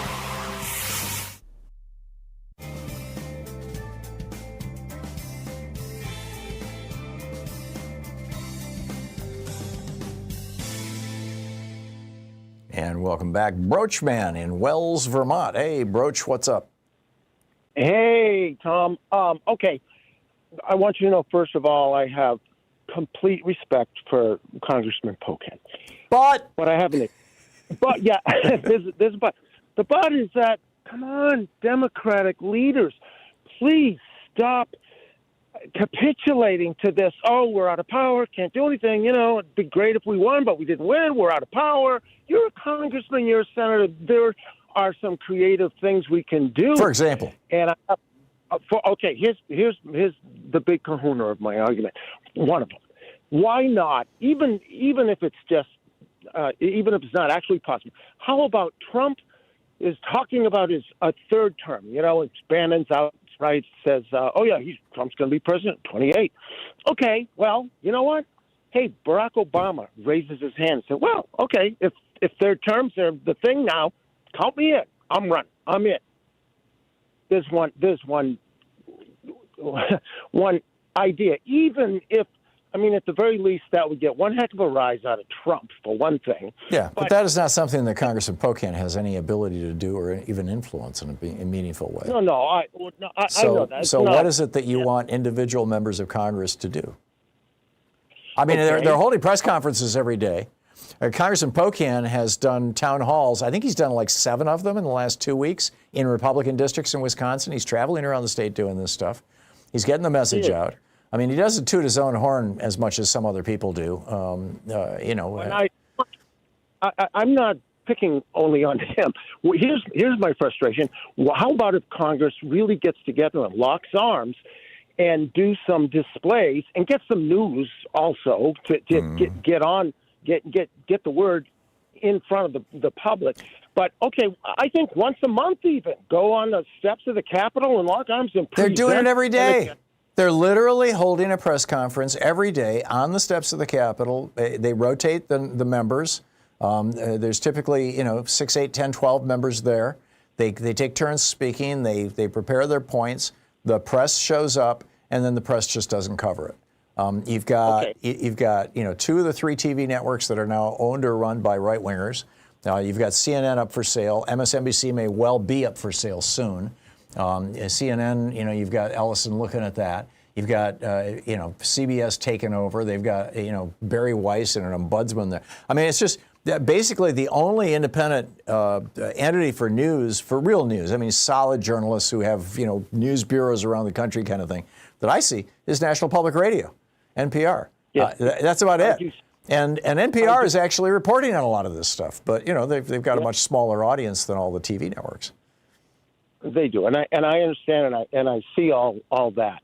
But how about pushing the envelope? To take some pages out of Trump's playbook. I would love Chuck Schumer to be more assertive, and I would love to hear, we're starting to hear this from Hakeem Jeffries. He's starting to be a little more outspoken. And Schumer, never even endorsed Mamdani, which, so last night I tweeted out time for Chuck Schumer to be replaced as Senate minority leader.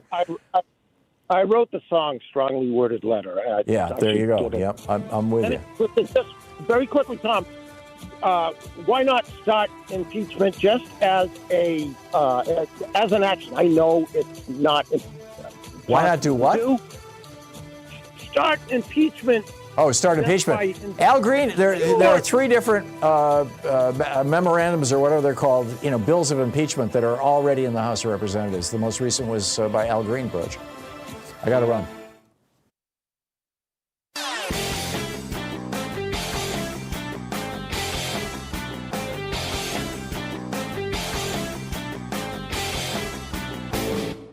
Change starts with you. You can be calling your Democratic or Republican representatives to let them know what you think by calling 202-224-3121. It's the Capitol switchboard. It'll get you right through to them.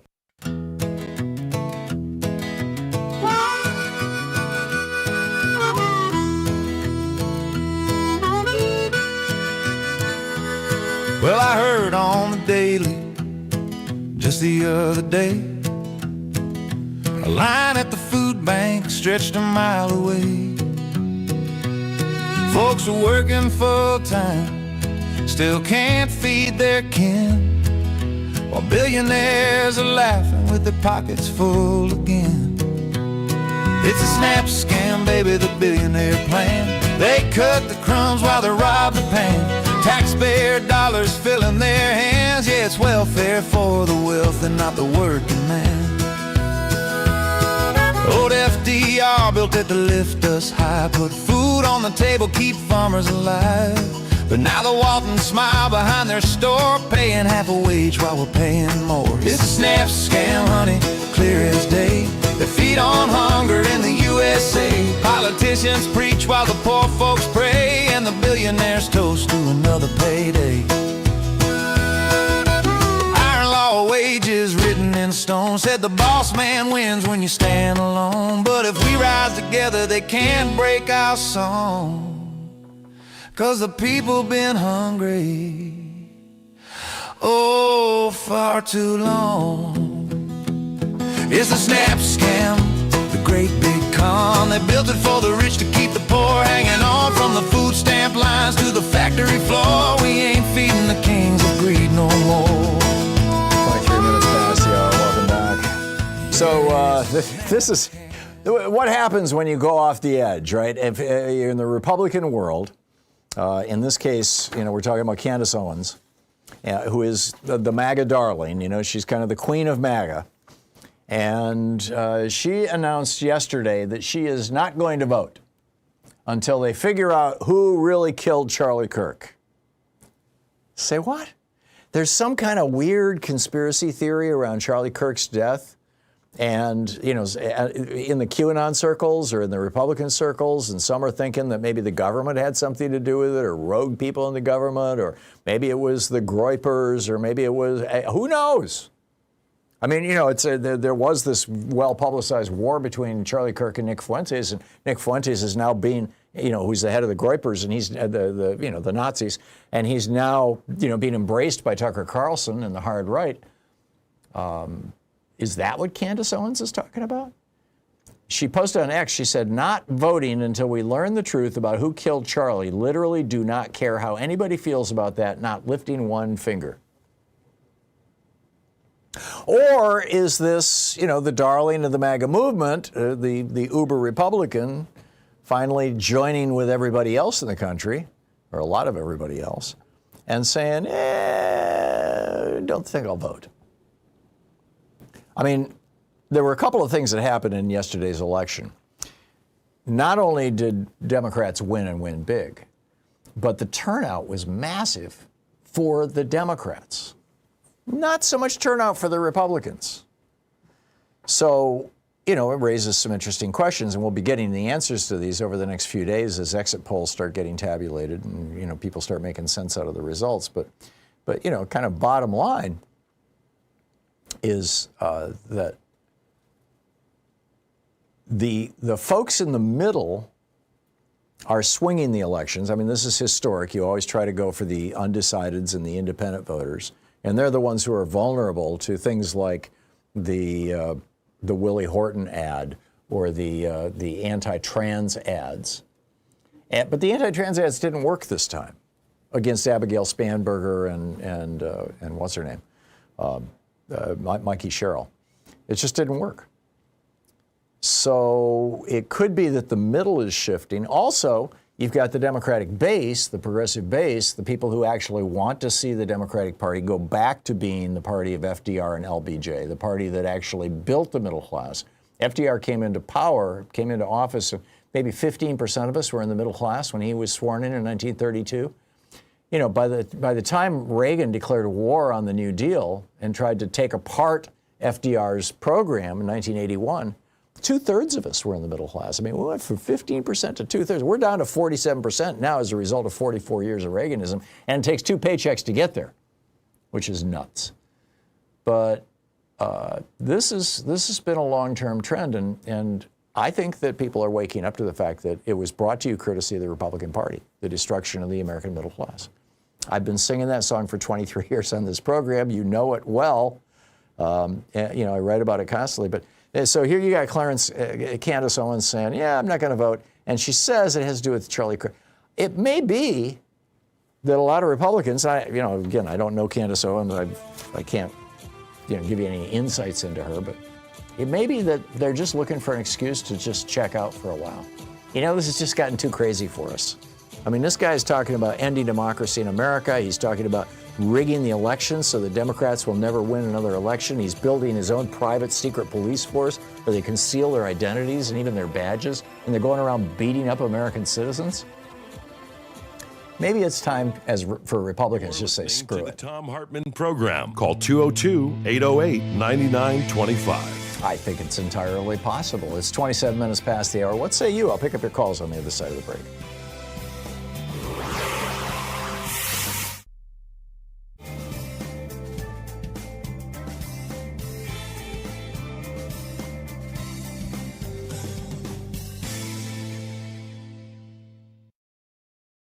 Welcome to the Thom Hartmann University Book Club. Today we're reading from Settlers, The Mythology of the White Proletariat, The True Story of the White Nation by J. Sakai, published by Morningstar Press in 1989. This is from Chapter 2, The Foundations of Settler Life. The life of European settlers and the class structure of their society was abnormal because it was dependent upon a foundation of conquest, genocide, and enslavement.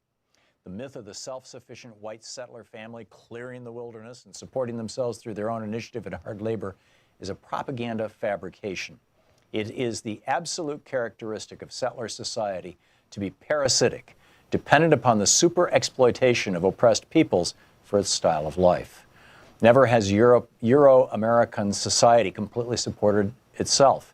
This is the decisive factor in the consciousness of all classes and strata of white society from 1600 to now. Settler society was raised up above the level of backward old Europe by a foundation of conquest. This conquest was a miracle drug for a Europe convulsed with the reaction of decaying feudalism and deadly capitalism. Shot into the veins of the Spanish feudal nation, for instance, the miracle drug of the New World conquest gave Spain the momentary power to overrun North Africa, Holland, and Italy before her historical incident waned. Like many such fixes for Euro-Americans, this conquest was addicting. It was habit-forming and rapidly indispensable, not only culturally, but in the mechanism of an oppressor society whose lifeblood was new conquest. We'll examine this later in the relationship of settlerism to imperialism. For now, it's enough to see that this conquest is a material act of great magnitude, an economic and social event as important as the emergence of the factory system or the exploitation of petroleum in the Middle East. We stress the obvious here because the Euro-American settlers have always made light of their invasion and occupation, although the conquered territory is the precondition for their whole society. Traditionally, European settler societies throw off the propaganda smoke screens that they didn't really conquer and dispossess other nations. They claim with false modesty that they merely moved into vacant territory. So the early English settlers depicted America as empty, a howling wilderness, unsettled, sparsely populated, just waiting with a vacant sign on the door for the first lucky civilization to walk in and claim it. Theodore Roosevelt wrote defensively in 1900, quote, "The settler and pioneer have at bottom had justice on their side. This great continent could not have been kept as nothing but a game preserve for squalid savages," end of quote. It is telling that this lie is precisely the same lie put forward by white Afrikaner settlers who claim that South Africa was literally totally uninhabited by any Africans when they arrived from Europe. To universal derision, these European settlers claim to be the only rightful historic inhabitants of South Africa. Or we can hear similar defenses put forward by the European settlers of Israel, who claim that much of the Palestinian land and buildings they occupy are rightfully theirs, since the Arabs had allegedly decided to voluntarily abandon it all during the 1948-49 war. Are these kinds of tales any less preposterous than those put forward by Euro-American settlers? America was spacious and sparsely populated only because the European invaders destroyed whole civilizations and killed off millions of Native Americans to get the land and profits they wanted. We all know that when the English arrived at Virginia, for example, they encountered an urban, village-dwelling society far more skilled than they were in the arts of medicine, agriculture, fishing, and government. This civilization was reflected in a chain of 300 Indian nations and peoples stretching from the Arctic Circle to the tip of South America, many of whom had highly developed societies. There was, in fact, a greater population in these Indian nations in 1492 than in all of Western Europe. Recent scholarly estimates indicate that at the time of Columbus, there were 100 million Indians in the hemisphere, 10 million in North America, 25 million in Central Mexico, and an additional 65 million elsewhere in Central and South America. These numbers have long been concealed since they give rise to the logical question of what happened to this great mass of people.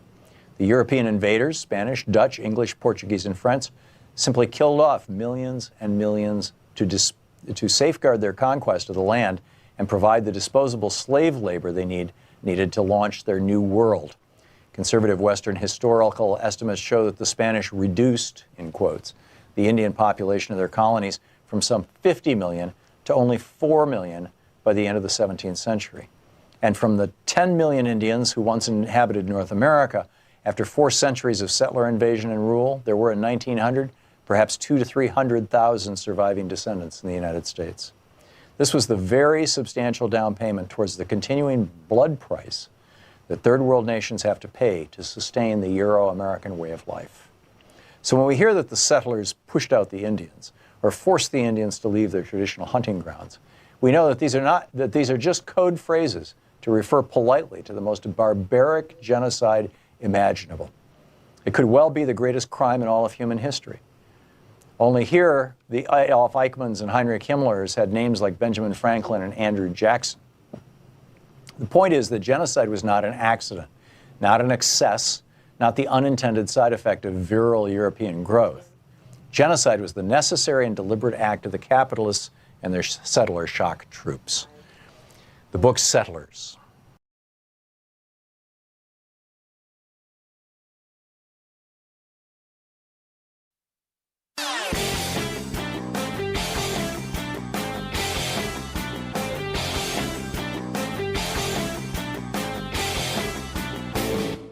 Share the Thom Hartmann program with your friends. Our podcast, The Hartmann Report, is absolutely free and available wherever fine podcasts are available. And the entire 3-hour podcast is available over at thomhartmann.com.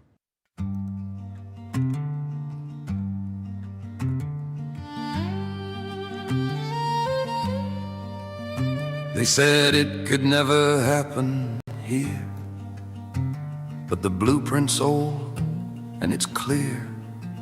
Divide the people, break their trust, turn dreams to ashes, gold to dust. How to dismantle a republic in 12 steps. History whispers and we forget. Tyrants dance where truth once stood. 12 steps down and gone for good. Welcome back. 25 minutes past the hour. Picking up your calls here. Claudia in Newport, Oregon. Hey, Claudia, what's on your mind today? Hey, I love Louise's songs, but let's kind of jump it up a little bit. We got to be happy. There you go. Anyway, I just downright get it. I feel that way too. Mm-hmm. But let's kind of rally the troops. Yep.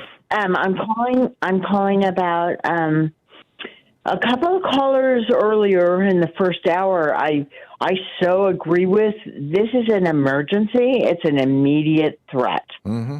And so we have to just put in the trash bin all of our regular thinking and start to think outside the box and do some new thinking. Because any thinking person who has gamed this out in their head knows that Trump's puppet masters will never allow another fair election. Yeah. Well, they're certainly going to try, Claudia, and you know, Trump is saying now that he's going to do an executive order requiring ID. This was one of his rants overnight, that everybody in the country has to have ID. You know, and he believes that that's worse than that. Why do you think he's, you know, got his troops together, you know, with all their weapons and? No, I get it. I totally get it. And you know, and I think the American people are ready for it. You know, we are standing up to them. We're confronting them in the streets. We're confronting. I mean, look at the way people are going after ICE. And I realize the people are ready for it. The people are ready for it, but our so-called leaders or representatives are not ready for it, as from what I see. And I realize that, you know, people are in some cases intimidated by this. Sean was just telling me about. She went to her eye doctor yesterday, and her eye doctor had just treated an 84-year-old woman who had been standing on the sidewalk across from the ICE building here in Portland. And the ICE guys, and she was on she was doing nothing. She was just standing there. And the ICE guys got up on the roof and shot her in the face with a pepper bullet that burned her, you know, half her face. And she had to go to the eye doctor. You know, that's enough to scare people, but people are fighting back. People are standing up. There's this woman here in Portland who followed an ICE car around, taking pictures of it, because there was a Facebook group here that was trying to identify, you know, where are they and what are they doing? And what do? They followed her. They, you know, around the city, had 2 streetlights, stopped her, smashed the window in her car, dragged her out of the car by her feet. I mean, this is just brutality, and they are trying to frighten us. But I don't think it's going to work, Claudia. I just don't think it's going to work. Exactly. Yeah. Okay. Thank you. Ray in Lancaster, California. Hey, Ray, what's on your mind today? Hey, Tom. Thank you for taking my call. Just 2 quick items. I wish I could have spoken with Pocan about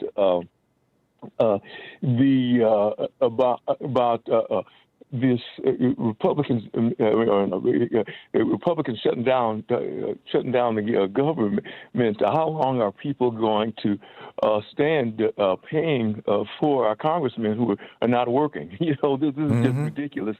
Yeah. And then the second quick thing, Tom, the Democrats are playing a great move, great chess move. I'm glad they've held out and not voted they open the government, because they're standing up for the people. Now they should get together, all of the congressmen, and then propose a bill to change Article 2, change the requirements to become president. It is so inefficient to have someone on a bad character. Character counts. And we can see that all the waste, the money, and the distress of people change the requirements for becoming a president. And no president that has a felon no person that has a felon on their record should become a president. We could have avoided all of this. Well, hang on just a second here, Ray. Down in the South, they passed laws like that in the 1870s and 1880s during Reconstruction, specifically so that they could then go out and arrest black people and charge them with felonies so that they could never vote. I mean, anytime you give the government the power to do that kind of thing, you know, to say this person can run for office and this person can't, this person can vote and this person can't, it has the potential to be abused. I mean, I kind of like the fact that the only requirement is you got to be 35 years old and a natural-born citizen. That opens it up wide. I think the American people should be making these decisions, not a government agency or a bureau or something that decides if you've got the right character. Well, Tom, the government is supposed to represent the people, and that what you were talking about back in Jim Crow. It's not in Jim Crow now. We have still is on the good. It's James Crow Esquire, but we still have it. Come on, you know that. Yeah. But so you think that a convicted criminal should be able to run for office? We should be able to put people like. And I think convicted criminals should be able to vote too. Yeah, as long as they're not in jail. I mean, you know, and frankly, I think even people in jail should be allowed to vote. And you know, we've had Eugene Debs, who is Bernie Sanders' hero. You know, I mean, Eugene Debs, Bernie's got all this Eugene Debs memorial memorabilia, you know, campaign posters and stuff. Eugene Debs ran for president in, I think it was 1920, from a prison cell. And he was put in jail because he spoke out against going into World War I. And Woodrow Wilson put him in jail with the Alien Sedition Acts. I mean, you know, he ran for president from jail, and he got a lot of votes. Yeah. Yeah, he was a good guy. He had character. He had more character than who's in office now. That's right. He had much That's more right. character. That's yeah. right. So leave it to the people, Ray. Is my take on it. I realize that can be dangerous given all the billionaire-owned media, but I think it's we left putting Trump in office to the people. Sometimes people make bad decisions. That's true. We're paying for that. That's true. You're absolutely right. But I would rather leave it to the people than leave it to politicians or bureaucrats. So it's a tough one. Yeah. It's a tough one. Yeah, Ray, thanks a lot for the call. I got to move along. Thank you. George in Cripple Creek, Virginia. Hey, George, what's up? Hey, Tom, I thought you might be interested in Pravda's take on Mondami's victory in New York. Oh, yeah, you speak Russian. You can tell us what the Russians are saying about this, yeah. Yeah, race war in the U.S. gaining momentum after Mondami's victory. Oh, jeez. A vote by Asian who supported his anti-Israel stand and those who supported the social initiatives like free bus rides, et cetera, et cetera. Mm-hmm. And they're pointing out that the demographics 100 years ago, New York City was 94% white. Now it's only 32% white. A majority of USA immigrants from Asia and Africa voted for Mondami, who wasn't even born in the U.S., and they voted against white supremacy. And the article points out that they consider that millionaire Mondami was more oppressive than a white garbage collector. Whoa, that's pretty and wild. The conclusion is more frightening. For Russia, a racist, class, or territorial, or any other war in the U.S. is a positive development. Yeah. It weakens the U.S. and the proxy wars Russia is fighting against the U.S. not only in Ukraine. So I'm sure Putin is doing everything he can to promote those divisions. Yeah, absolutely. It would be interesting to look at what's going on social media. I just can't bring myself to open X any longer. It's like every time I do. I got off years ago when I thought, they wanted so much more of my private information. I refused to give it to them, so I stay away from that. Yeah. Every time I open it, there's some message from Elon Musk, and there's all this right-wing crap, and I don't follow any right-wingers, so it's not like the algorithm is, the algorithm is just feeding everybody right-wing slop. So, I've just mostly been hanging out on Blue Sky. But anyway, George, thank you. Thanks for the feedback and for the story. Yeah, really interested in seeing what the Russians are promoting. Absolutely. Have a great day, George. Thank you again. You too. All right, thanks. Tom in Media, Pennsylvania. Hey, Tom, what's on your mind today? Yeah, I got some good news on the environmental front. I know that the COP30 meetings are going to be held for the next week and a half starting tomorrow in South America. All right. And Bill Gates, who's a preeminent guy for climate, he has an immense amount of knowledge and research people. He just said that climate change is not an existential threat. And let me quote what he said. He says, people will be able to live and thrive in most places on Earth for the foreseeable future. Yeah. And he kind of said, look, as long as we keep doing what we're doing, technological advances, which I guess he means carbon transfer and all that. He means just shifting to renewable sources. I mean, China is producing most of their energy now. I mean, Texas is producing most of their energy now from wind and solar. Yeah, so it's working. So, it means to me we don't have to do any more in terms of lifestyle changes that they said we would have to do. I wouldn't argue that. Although lifestyle changes are real incremental. The big changes are, government policy, and that's where, Trump is setting us back. Nature magazine had a great graphic yesterday, the peer-reviewed science publication, great graphic yesterday that showed, America's contribution to CO2, where we were projected to be under Biden, which was a real significant drop in carbon emissions, and where we will be, in all probability, we're projected to be based on Trump's policies. And it's really a significant difference, Tom, and a little bit scary. But we're already suffering the effects of climate change. Yeah, I don't think climate change is going to end the human race. Humans are insanely adaptable. But it's a lot better than it was. Yeah, it's much better. We made it through the ice age. Yeah, no, but that doesn't mean that we can just sit back. Not by a long shot. Tom, thanks for the call. 46 minutes past the hour. We'll be right back.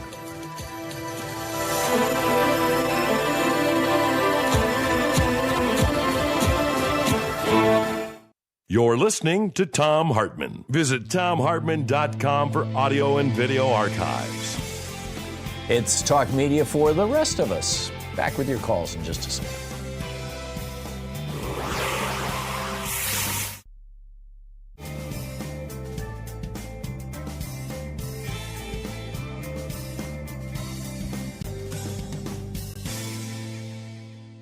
And welcome back, Mark in Valley, Washington. Hey, Mark, what's up? Hey, Tom. That one caller almost hit the question I would have had for Mark Pocan, and hopefully you can answer it. To call the speaker into, job into question, can it only be from the party that's in power, or does it only take any amount of congressmen to do it? Well, you have to think of it in two steps. Like playing chess or checkers even. There's no doubt in my mind that if the Democrats wanted to, they could get 10 or 15 people together who would challenge Speaker Johnson's speakership. But the Republicans control the House. They have the majority. And unless 3 or 4 of them, or maybe 5 of them, broke ranks, Johnson would still get the vote. And it would just make the Democrats, have egg on their face for having tried it. What they need, the time to do that is when you've got, right now you've got 3 Republicans, maybe 4, arguably, who are speaking out, with regard to the Epstein files against Johnson. When that hits like 5, 6, 7, something like that, and it gets really heated, then that might be a moment when you could do something like that. But you do it strategically, Mark. You don't just do it. You don't just piss away your opportunities. Forgive my language, but. Another question. How many times can they do this? Let's say they do it one week and it doesn't work. Can they do it the next month, or are they limited to only 1 or 2 tries during the session? To the best of my knowledge, there is no limit. In fact, there were, 18 votes to get Mike Johnson in? You tell the Republicans nothing's going to get through because we'll keep blocking his speakership until you start to work with us. Oh, but they don't have the power to do that. They can't block his... If they keep getting 15 people to call his speakership into question, everything shuts down. No, it doesn't. It doesn't. It just, it becomes... It goes through, the same process any other piece of, any other change to the rules or, anything else does in the House, and the Republicans control that process. I'm telling you, it would be crazy of the Democrats to try that when they don't know for sure that they've got enough Republicans. And then the second question is, so you get rid of Mike Johnson. Who's going to replace him? You might end up with something far worse. You just keep doing the same thing over and over again until they start cooperating. Yeah, well, if doing that, win. I'm saying use it as a blocking measure. No, I get it, and that's why I'm saying it doesn't work as a blocking figure because it doesn't grind the. First of all, the House isn't even in session. Nobody can even make a proposal like this. But even if the House was in session, Al Green stood up and proposed impeaching Trump, and he put that proposal on the floor, and it just the Republicans were like, yeah, okay, keep good luck, Al. If you're going to engage in a fight with somebody, you really need to know that you're going to win it. Because if the Democrats proposed that and lost, it would be viewed as a loss. It would hurt them politically. It would diminish their political power rather than strengthen it. I think what they're doing is right. They're waiting for the appropriate moment to do that sort of thing. And Mike Johnson's shooting himself in the foot right now. Keeping the House of Representatives in vacation. He's obviously doing this because Donald Trump told him to. And Trump is now telling John Thune he wants him to end the filibuster. This is going to get real interesting. And look for some war to start breaking out inside the GOP. Mark, thanks a lot for the call. It's 10 minutes before the hour. We'll be right back.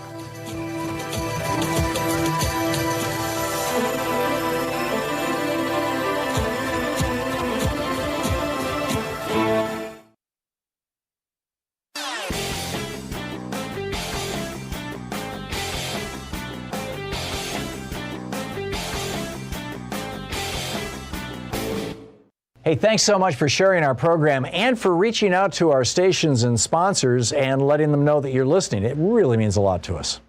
So have you noticed that the Republicans are pretty much not talking about a constitutional convention anymore? They used to be gung-ho to rewrite the Constitution. You know, they wanted to put corporate personhood in there. They wanted to change it so that women can't vote. They wanted to do away with the election of senators, repeal the 17th Amendment, take us back to them being appointed by the states. They had all these weird, they wanted to outlaw labor unions, all these weird ideas, but they've stopped talking about it. I mean, they're still moving forward on it, but it's not. Project 2025, for example, you know, their ultimate talking document does not have one single mention in it about a constitutional convention. Why would that be? Well, it's because the Supreme Court is doing their work for them. I mean, you know, just they have overturned Article 2. They've overturned the 1st, 4th, 9th, and 14th Amendments. They've overturned Article 1, Section 7. All the details of this whole thing are over at HartmannReport.com. You got to check it out.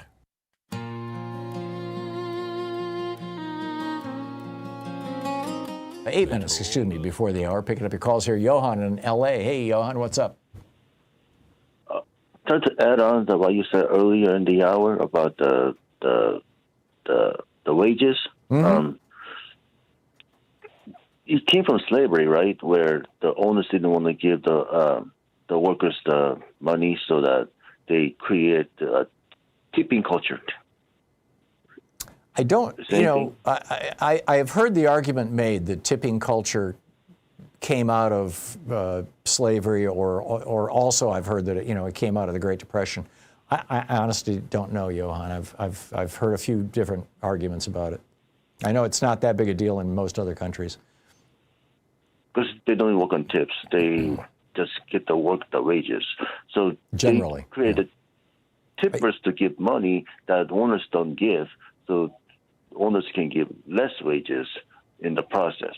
Yeah. I mean, we lived in Germany for a year, and you still tip there, but it's typically, 5 or 10% instead of the 20% you get here. It would be nice to get rid of the filibuster, though. Yeah, I agree. When we look at the legislation that could have been passed, we could have overturned Citizens United if Chuck Schumer had just gotten rid of the filibuster. We could have had a national voting rights. We could have ended, and we would have. Actually, Schumer tried to end the filibuster for these pieces of legislation. I mean, he needs credit for this. And he was stabbed in the back by Kyrsten Sinema and Joe Manchin. And frankly, I suspect that if this came around again, if we had 50 votes in the Senate, that it would be John Fetterman who would stab us in the back, because he's showing up on Fox almost every day now. He's about the Schumer. They made a comment about the voters, that we lose one but gain two from the other. That's the most disgraceful thing I ever heard. What do you mean? There's no guarantee of that. What am I missing? One in the blue state, when he made a comment about the voters, that we lose one seat, but we could get a couple of seats from the other district, whatever. I don't know the exact quote, but I'm not sure what you're talking about. I'm sorry. Remember that he said? If you remember, you don't remember? I don't recall him speaking to that. But Johan, I got to move along. Thanks for the call. It's always good talking to you. Pat in Albuquerque, New Mexico. Hey, Pat, what's up? Hi, I wanted to ask, and I think it's reasonable to assume that you saw the Kristen Welker interview with Zoran Wildami. I did not. You did not? No. When was this? No, let me fill you in. Okay. And you can check this because you won't believe me, but let me fill you in on this interview with Kristen Welker with Zoran Wildami, in which she gave him multiple. It was like an Al. Who was the dude with the Dodgers? Al. Anyway, I should have had that preset in my mind. In any event, she kept giving him an opportunity to denounce the statement, globalize the intifada. Intifada. The intifada, yeah. Globalize. Denounce it, Wildami. And Wildami, guess what he did? You want to guess what he did? I did see that. I did see that clip. Yeah, and he said, "No, I'm not going to say that." And that he felt that resistance to what Netanyahu is doing, which is the Intifada, is a legitimate thing. It's a legitimate thing for you, but is that the equivalent of pro-terrorism to you, a terrorist act? No, it's not. How is it not? Because it's anymore. I realized that during the 60s, and I remember well, people like Barry Goldwater accusing us in SDS of terrorism because we were protesting what we thought was an oppressive government, preventing people from voting and sending people off to Vietnam. No, but let's get back to this, Tom. The Intifada is a protest movement. I'm sorry, what? The Intifada is a protest movement. Louise and I were in Nablus, literally the week it began. We had, rocks thrown at our car. I'm real familiar with this. And, I get it. I'm not going to condemn him for not repudiating the Intifada. Of course you're not. Of course you're not. I think anybody who uses the Intifada as an excuse for violence should be condemned. And I condemn them strongly. And I know that Zoran Mamdani has as well.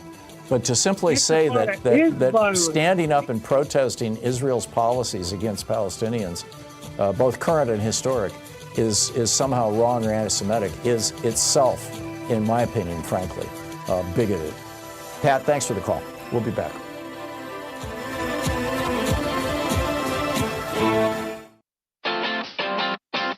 You're listening to Thom Hartmann. In addition to bringing you the Thom Hartmann program here on Free Speech TV and Video Media Online, we also have a whole set of ways you can interact with us and tools you can use to spread the word about the importance of democracy and the threats to it in our republic. First, there's your daily homework. Sue Nethercutt puts together a daily email newsletter that has a link to every story I discuss on the air, so you can find my sources and you can share them with your friends. It's free and you can sign up at thomhartmann.com. Second, I publish my daily take every day over at the HartmannReport.com website. That's also free if you want the daily 5 days a week rant in your inbox. No ads either. Third, we have the podcasts. There's the free 1-hour version of our daily show that's advertising supported. You can find that wherever you get your podcasts normally. And then there's also the podcast of the entire 3-hour show with no advertisements, and that's available by subscription over at thomhartmann.com. So check them all out at thomhartmann.com and hartmannreport.com.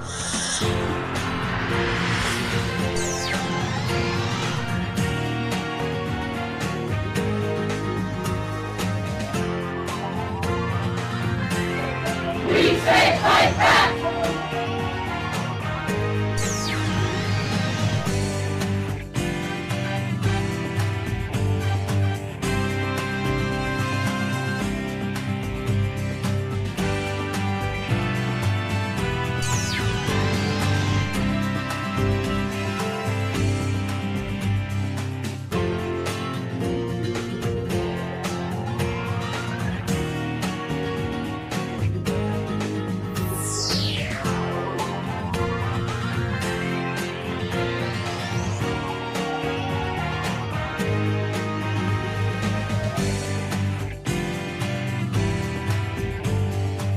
Our book today in the Thom Hartmann Book Club is by John Pavlovitz. It's titled, If God is Love, Don't Be a Jerk, Finding a Faith That Makes Us Better Humans.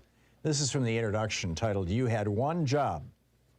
If you want a good laugh, Google the phrase, you had one job. The results are a hilariously tragic parade of seemingly impossible fails, unfathomably poor planning, and face-palming inducing human error. A piece of melted cheese on top of a fast food burger bun. The word stop misspelled on a street crossing. A keep to the right sign with its arrow facing left. A toilet lid inexplicably installed below the seat itself. It's strange stuff. Seeing these stupefying train wrecks and task execution tends to elicit two responses. Usually making you feel a little bit better about yourself while simultaneously wanting to track down the culprits in an effort to understand how they managed to neglect the primary duty assigned to them. We begin to speculate. Were they temporarily distracted? Did they not properly comprehend the instructions? Did they feel as though someone above them in the chain of command dropped the ball? Were they just plain lazy? When people miss the point so spectacularly, we want to know how and why, because that kind of failure feels impossible from the outside. It seems unfathomable to get the main thing wrong, and seeing it happen sparks our curiosity.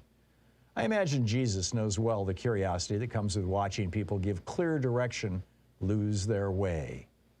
As a longtime Christian by aspiration, if not always in practice, I often envision an exasperated Jesus coming back and the first words out of his mouth to his followers as his feet hit the pavement being, "You had one job, love. So what happened?" I wonder what massive wave of excuses and rationalizations would come flooding from the mouths of the faithful multitude in front of him, how they might justify their mistreatment of the assailed humanity in their care, the verbal and theological gymnastics they'd attempt to avoid culpability for their own cruelty. Would they stridently recite him a verse from Leviticus? Would they blame the liberal media for morally corrupting America? Would they talk about people's wicked lifestyle choices? Would they argue that they were loving the sinners in their midst, but simply hating their sin? Would they frantically offer up the same platitudes and parrot back the same partisan talking points that they've gotten used to brandishing on social media and proffering in Sunday school classes? And if all else failed to convince him, would they quote Jesus to himself in a desperate Hail Mary effort to pass the buck to him for what they did or failed to do while supposedly standing up for him?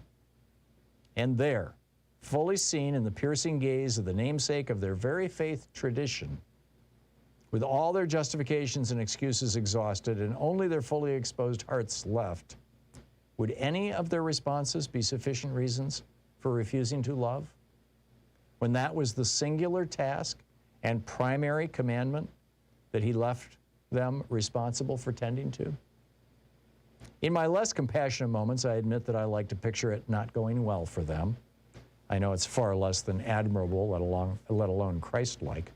But some days my heart strangely warms at the possibility of a few billion brimstone-breathing evangelists, sanctimonious conservative politicians, and plank-eyed judgmental Christian neighbors all having to explain themselves in a sanctified flop-swept moment they can't exegete or gaslight themselves out of, and they all get what they have coming to them. But my self-righteous revelry doesn't last long. The mirror calls me out as I remember what I think I know about Jesus, and that rescues me from full-blown, unabated hubris. I begin to wonder what my excuses might be, how I'd spin the enmity I manufacture here, what story I'd come up with for not doing the one task we both know compromises a disciple's job description. And if I really believe what I'm supposed to believe, are any of my justifications sufficient?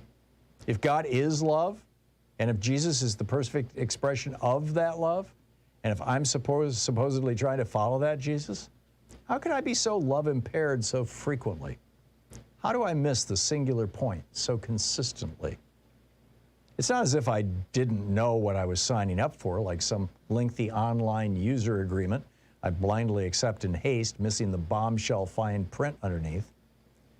Having read the Gospels a few million times, give or take a few 100,000, I know the primary commandment is not something I need to excavate from cumbersome layers of foreign language translations and cultural mores of the time. Jesus himself clearly laid out the most important commandment for me and for everyone who's ever cracked open a Bible, and even most people who've never cracked open a Bible. And so we'd all understand what's being asked of us going in, so there would be no post-altar call buyer's remorse or deathbed claims of a sucker punch, bait and switch.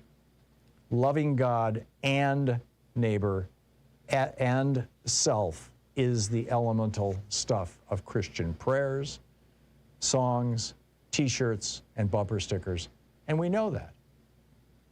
But as the master Morpheus said to protege Neo in the first and only truly great Matrix film, there is a difference between knowing the path and walking the path. Love is the path that Jesus laid out for us. The book, John Pavlovitz's If God is Love, Don't Be a Jerk, Finding a Faith That Makes Us Better Humans.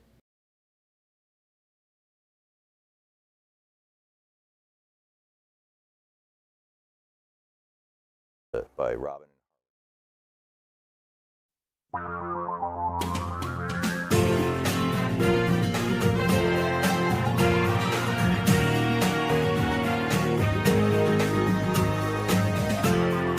This is the Thom Hartmann Program.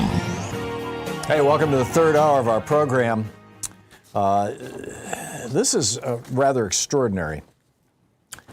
And apparently the consequence of the election, or maybe the polls that were leading up to the election last night. Brett Wilkins writing over on Common Dreams. President Donald Trump is drafting an executive order aimed at rolling back voting rights, a measure that may include a tax on mailed ballots, a top administration official said Tuesday. This is Carolyn Leavitt, the White House press secretary. She said the White House is working on an executive order to strengthen our elections in this country and to ensure that there cannot be blatant fraud, as we've seen in California with their universal mail-in voting system. Now, one of the reporters said, "Do you have any evidence of that fraud?" And she said, "It's just a fact." Right. So then Trump goes on his Nazi-infested social media site and he says, "The unconstitutional redistricting vote in California is a giant scam in that the entire process, in particular the voting itself, is rigged. All mail-in ballots, where the Republicans in the state are shut out, is under very serious legal and criminal review. Stay tuned." Right. He is going to do anything and everything that he can to make sure that people who are inclined to vote Democratic can't vote, and that people who are inclined to vote Republican can and do. I still don't think it's going to work.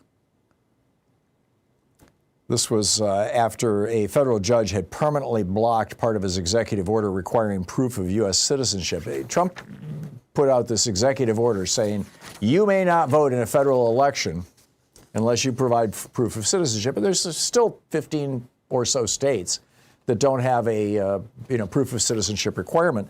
And the reason why is pretty simple. People who aren't citizens don't vote.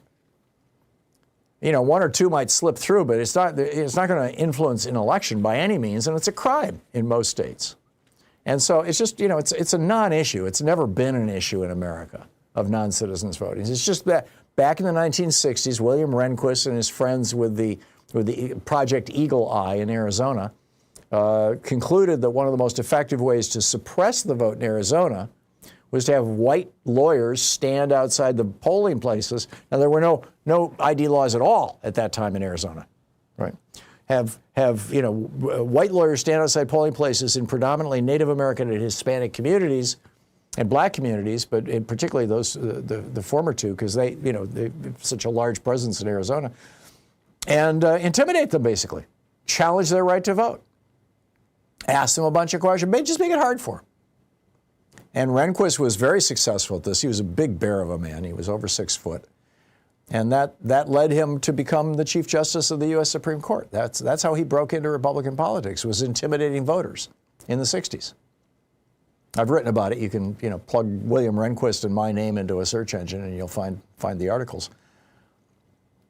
So, this is an old Republican strategy to claim that there is voter fraud and that there are people who are not citizens voting. It's always been a lie. And I mean, just a pernicious lie, a vicious lie, a terrible lie, a lie that is a poison arrow aimed at the heart of our democracy.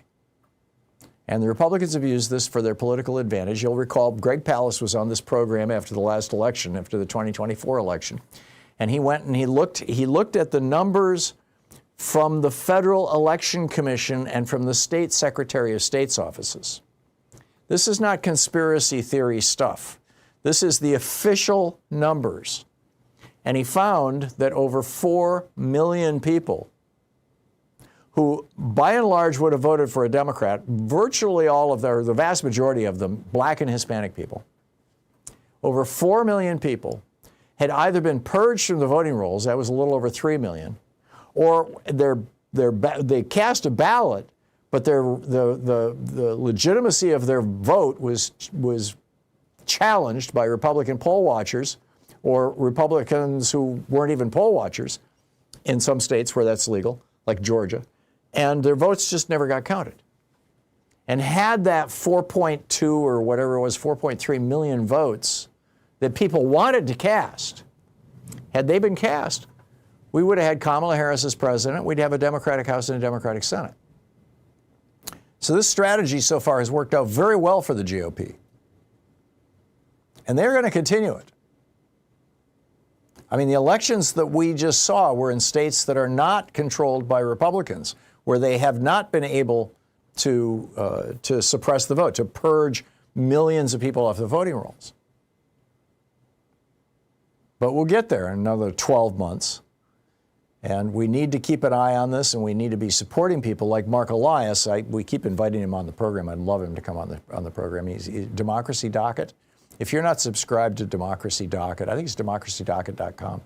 Go over there and sign up, and he'll keep you up to date on what he's up to. This guy is a hero. I mean, he's one of America's true heroes. And he's out there fighting the good fight every day in ways that just blow my mind. And, so anyway, particularly with regard to elections, that's this whole thing is elections. We need to be having that fight. Meanwhile, just wanted to bring you up to date on the latest story about ICE. I mentioned, I believe it might have been during the nonprofit segment of the show that Sean had just told me earlier in the day that she went to the eye doctor yesterday, the routine exam you do every couple of years. And her eye doctor had just been treating an 84-year-old woman who had been standing on the sidewalk across the street from the ICE building here in Portland. Just standing there. She wasn't, interfering with anything or anybody. She wasn't, she didn't have a bullhorn. She had just an 84-year-old woman standing there.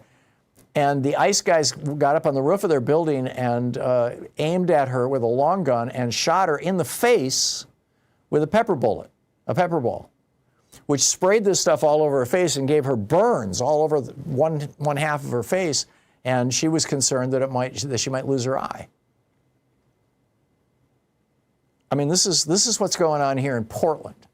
I'm telling you, they are trying to create a provocation.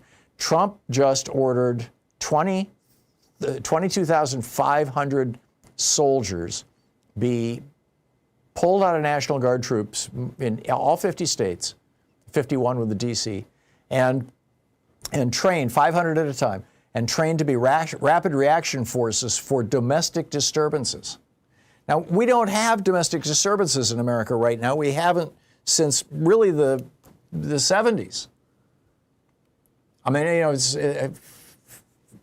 you could argue that there were a few quote domestic disturbances during Black Lives Matter protests, during the George Floyd protests, and during the 2000 World Bank stuff that was going on up in Seattle. But even none of that stuff justified bringing in the National Guard.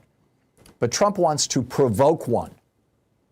He wants us to have domestic disturbances so that he can then impose his police forces on them. This is what Vladimir Putin did in 2016. He created his own private police force.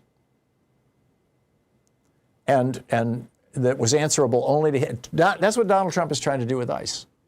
And apparently with these rapid reaction forces in the National Guard. So here's what happened here in Portland, just to bring you up to date. This woman, she's a U.S. citizen. Her name is Bernice Garcia Hernandez. She's 25 years old. And she was on Facebook, and she saw somebody saying, hey, there's a bunch of ICE agents near a fast food restaurant, and but we can't get the license plate from their car. We're afraid to get close enough to take a picture. So she hopped in her car, drove over to Chick-fil-A, and took a picture of the license plate to post on Facebook. And the guys in the ICE car saw her take the picture of them and started following her. They stalked her. They followed her through the streets of Portland. And she stopped at a red light finally. And one of them got out of the car and ran up to her and started asking her questions. And she said, do you have any identification as a police officer? And he said, I refuse to give that to you. And so the light changed green and she drove away. She comes to the next light and they pull up behind her with the flashing blue lights on and pull her over. And, she opens the window and they're like, get out of the car. And she's like, no. So they smash the back window of her car, reach through and unlock the door, open the door, drag her out by her feet. This woman's a U.S. citizen. She took a friggin' picture. Drag her out by her feet, drag her across the pavement, throw her in a van, take her to one undisclosed location first. She has no idea where she is. She's locked in a room. She's told, you are in big trouble. You're going to spend the rest of your life in jail. And then they take her to a second undisclosed location. For 7 hours they're doing this, harassing her, terrifying her. And then finally, when it's obvious, she's a U.S. citizen, she didn't do anything, she just took a picture of the damn car, they just dump her on the street. Now, she says she's suing. She's got a lawyer. But I am convinced that they are doing this for two reasons. Number one, they want us to fear them. They do not want protests against them. And paradoxically, number two, they actually do want to provoke violence.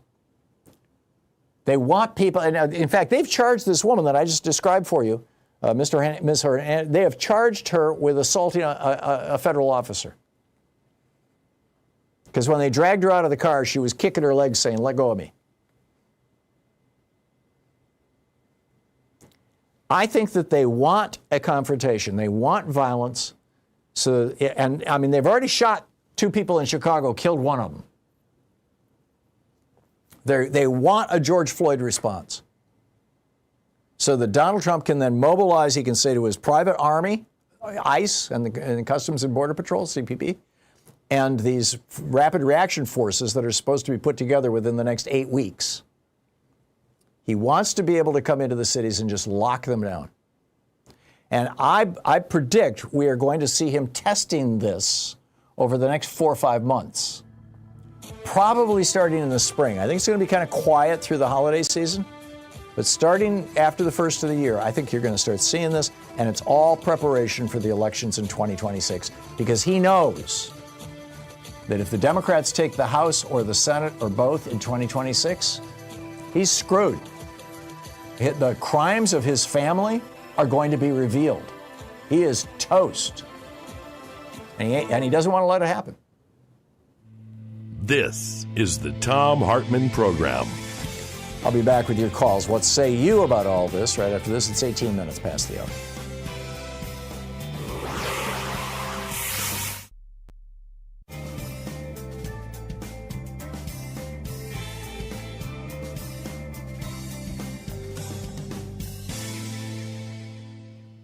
And welcome back.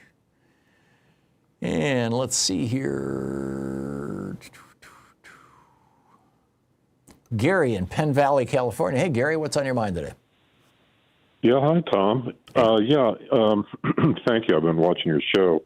And I just had an immediate thought with that comment earlier about how the Republicans are checking out after this what happened yesterday with the elections. Yeah.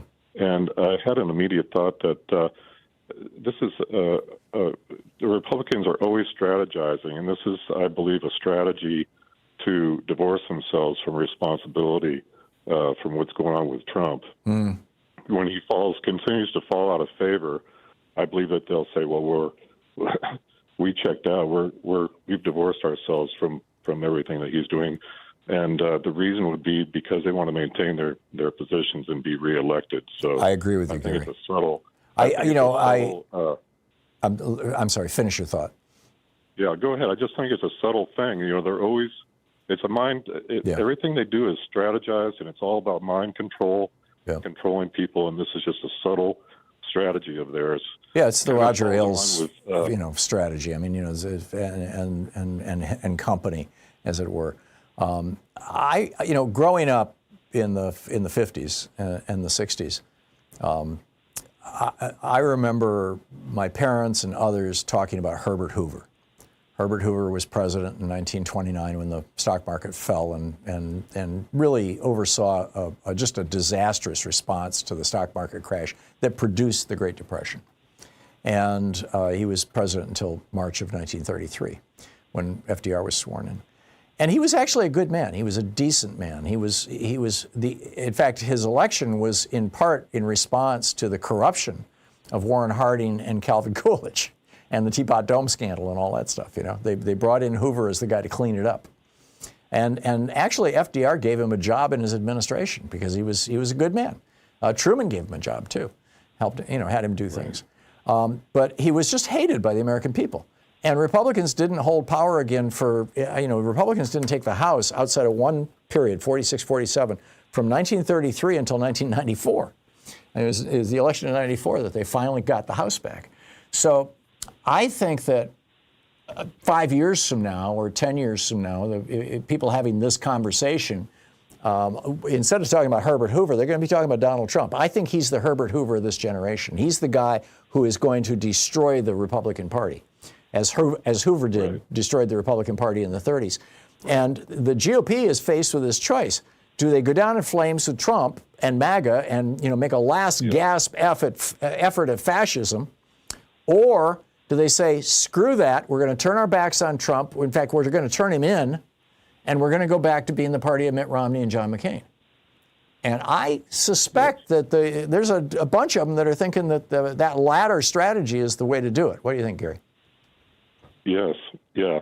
And you get the Speaker of the House saying that these are all the Hate America rallies and so forth. And you see how they'll have 5 or 6 guys standing behind them, and they'll stand there as if they're representing the same point of view. Yeah. And then they show clips of about half a dozen people making the same statement. It's just, it's just a mind control program. Yeah, no, I get it. You're absolutely right. And it's pathetic. It's pathetic. And clearly it's not working. Gary, thank you. Thanks for the call. 22 minutes past the hour. Back with you in 60 seconds.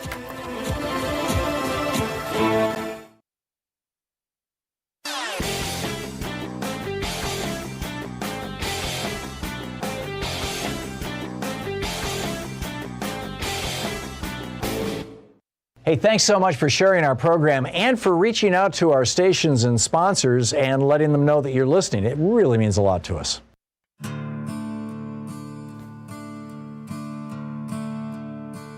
Look at the money trails, tax fraud, lies in the run. Trump University burned out, foundation beaten and undone. Mob money in the tower, Bezos whispers with Cohn. Casito's secrets, Trump and Epstein, shadows where the darkness shone. From hush money storm to a coup attempt, he weaponized the courts and democracy was bent. Is Donald Trump America's public enemy #1? He tore our justice down, made law the loaded gun. With every tweet and pardon, the rule of law undone. Is Donald Trump America's public enemy #1? I'll leave that to you. What say you? Dave in Hoffman Estates, Illinois. Hey, Dave. Thanks for listening to WCPT. Hey, what's up? Funny on Trump and the MAGAs always would deflect and say about Biden reading his stuff off of a teleprompter. Right. Like Trump done a lot of that since then. In fact, his handlers worry when he goes off script from that teleprompter? Well, and did you see where they're trying to argue now that Biden's pardon of his own son, Beau, is illegitimate because it was done by an auto pen? And then they asked Trump about pardoning this billionaire who gave $2 billion to his kids and then got pardoned. And he goes, well, I don't know anything about that. Obviously, it was done with an auto pen, or he's lying. Right. I mean, that would have been my second one. It's okay to forgive Trump to have been using an auto pen. And then thirdly, the bigger one is the Republicans are currently investigating Biden, as you said, claiming he didn't know who to or why he was issuing pardons. Now, on that 60 Minutes interview, Trump said he didn't know anything about this person, but issued the pardon anyway to that crypto boss, Changpeng Zhao. Yeah. Kind of takes the wind out of his sails. Or CZ. And then the last kind of irony is he pardoned drug trafficker Ross Ulbricht because he said his sentence was too harsh. But yet, on the other side of the mouth, they're blowing up alleged drug traffickers without evidence or rule of law. Yeah. I guess that's MAGA logic for you. Well, these are, I mean, you brought a lot to the table here, Dave. I know. Obviously the conflicts between reality and what they're saying, I think, are becoming more and more clear to Americans. Hey, Tom, what's up? You gonna ever get Dr. Marty back? It's a great idea. We should.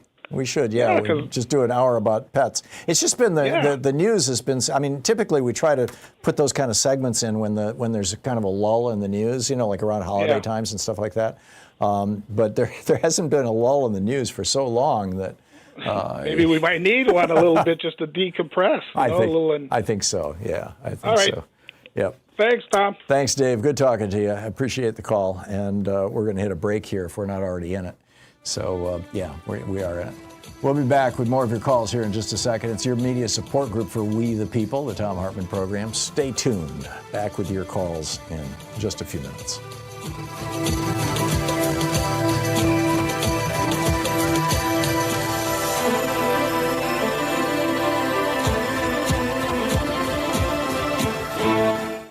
You're listening to the Thom Hartmann program. Call 202-808-9925. It's the place where despair is not an option. Stay tuned. We'll be right back.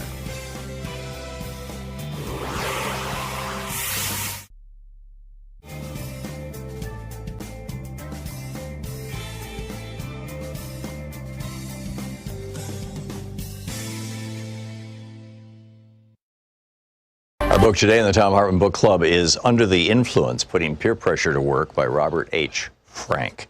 And I'm reading from the prologue. That we are more closely connected to one another than most of us realize is an old idea. An important variation dates from 1929, when Hungarian writer Frigyes Karinthy published a short story entitled Chains. Two of the story's main characters speculate that any two living people can be connected by a chain involving no more than 5 acquaintances.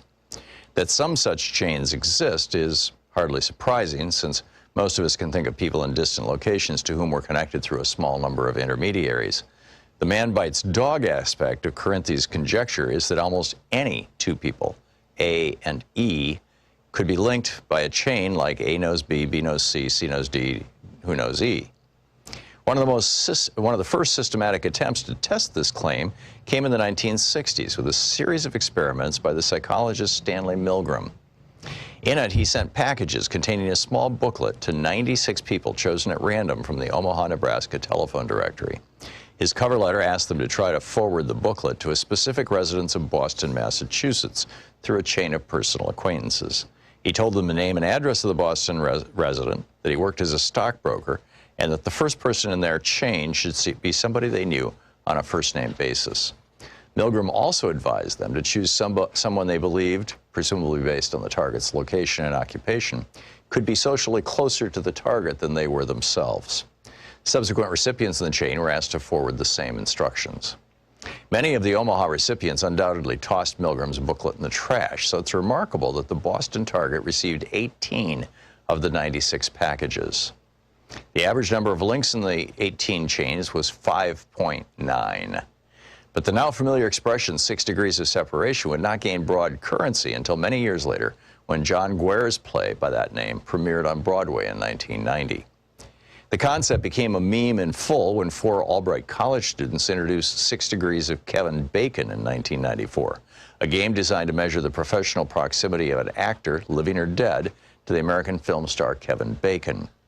An actor has a Bacon number of 1, for example, if he or she appeared in the same film with Bacon. Someone who appeared in a film with another actor who appeared in a film with Bacon has a Bacon number of 2, and so on. The average Bacon number is 2.95 among actors who have one. In that group, even the actor most distant from Bacon, William Rufus Shafter, has a Bacon number of only 7. Shafter, a Union Army officer during the Civil War, appeared in 2 films in 1898. For academics who study social connectedness, the 6 degrees concept gained little traction until 1998. That's when the sociologist Duncan Watts and the mathematician Steve Straga published their landmark paper, Collective Dynamics of Small World Networks in Nature. In the years since then, this paper has provided the mathematical foundation for the analytical tools that social scientists have been using with such remarkable success to study how ideas and behaviors spread through populations like infectious diseases. It has already been cited by other scholars more than 38,000 times and is one of the few papers ever published to be among the most widely cited works in multiple disciplines. In his 1976 book, The Selfish Gene, the evolutionary biologist Richard Dawkins coined the term meme, which Webster now defines as an idea, behavior, style, or usage that spreads from person to person within a culture. The meme is to cultural transmission, Dawkins argued, as the gene is to biological transmission.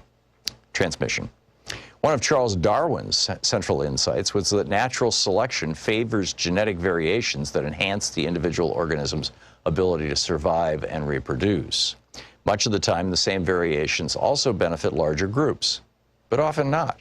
For example, an inclination to cheat when no one's looking might benefit individuals, but widespread cheating almost always makes matters worse for groups. It is the same with memes. The memes that propagate most successfully are often ones that benefit both individuals and groups. But here too, not always. As the legal scholar Jeffrey Stake has argued, ideas should not be treated as inert products, but as living things that sometimes exert some influence over their environment. Some of the ideas are more adept at surviving than others, and the ones that survive will not necessarily be good for humans. It is often hard to evaluate whether a specific behavior even qualifies as a meme, and if so, whether its consequences on balance are positive or negative. Yet sometimes the evidence is clear. We know, for example, that the strongest predictor of whether people will take up smoking is the proportion of their close friends who smoke. Smoking is thus clearly a meme. The negative health consequences of smoking are also conclusively documented, and most smokers themselves express regret over having started. By definition, then, smoking unambiguously qualifies as a socially destructive meme. On the other side of the ledger, we have compelling evidence that the adoption of photovoltaic solar panels is both socially contagious and almost uniformly positive in terms of environmental consequences. Accordingly, few would object to calling the practice a socially beneficial meme. Adam Smith, widely considered the father of economics, is often cited in defense of the claim that competitive markets produce the greatest good for the greatest number. The book is Under the Influence by Robert H. Frank.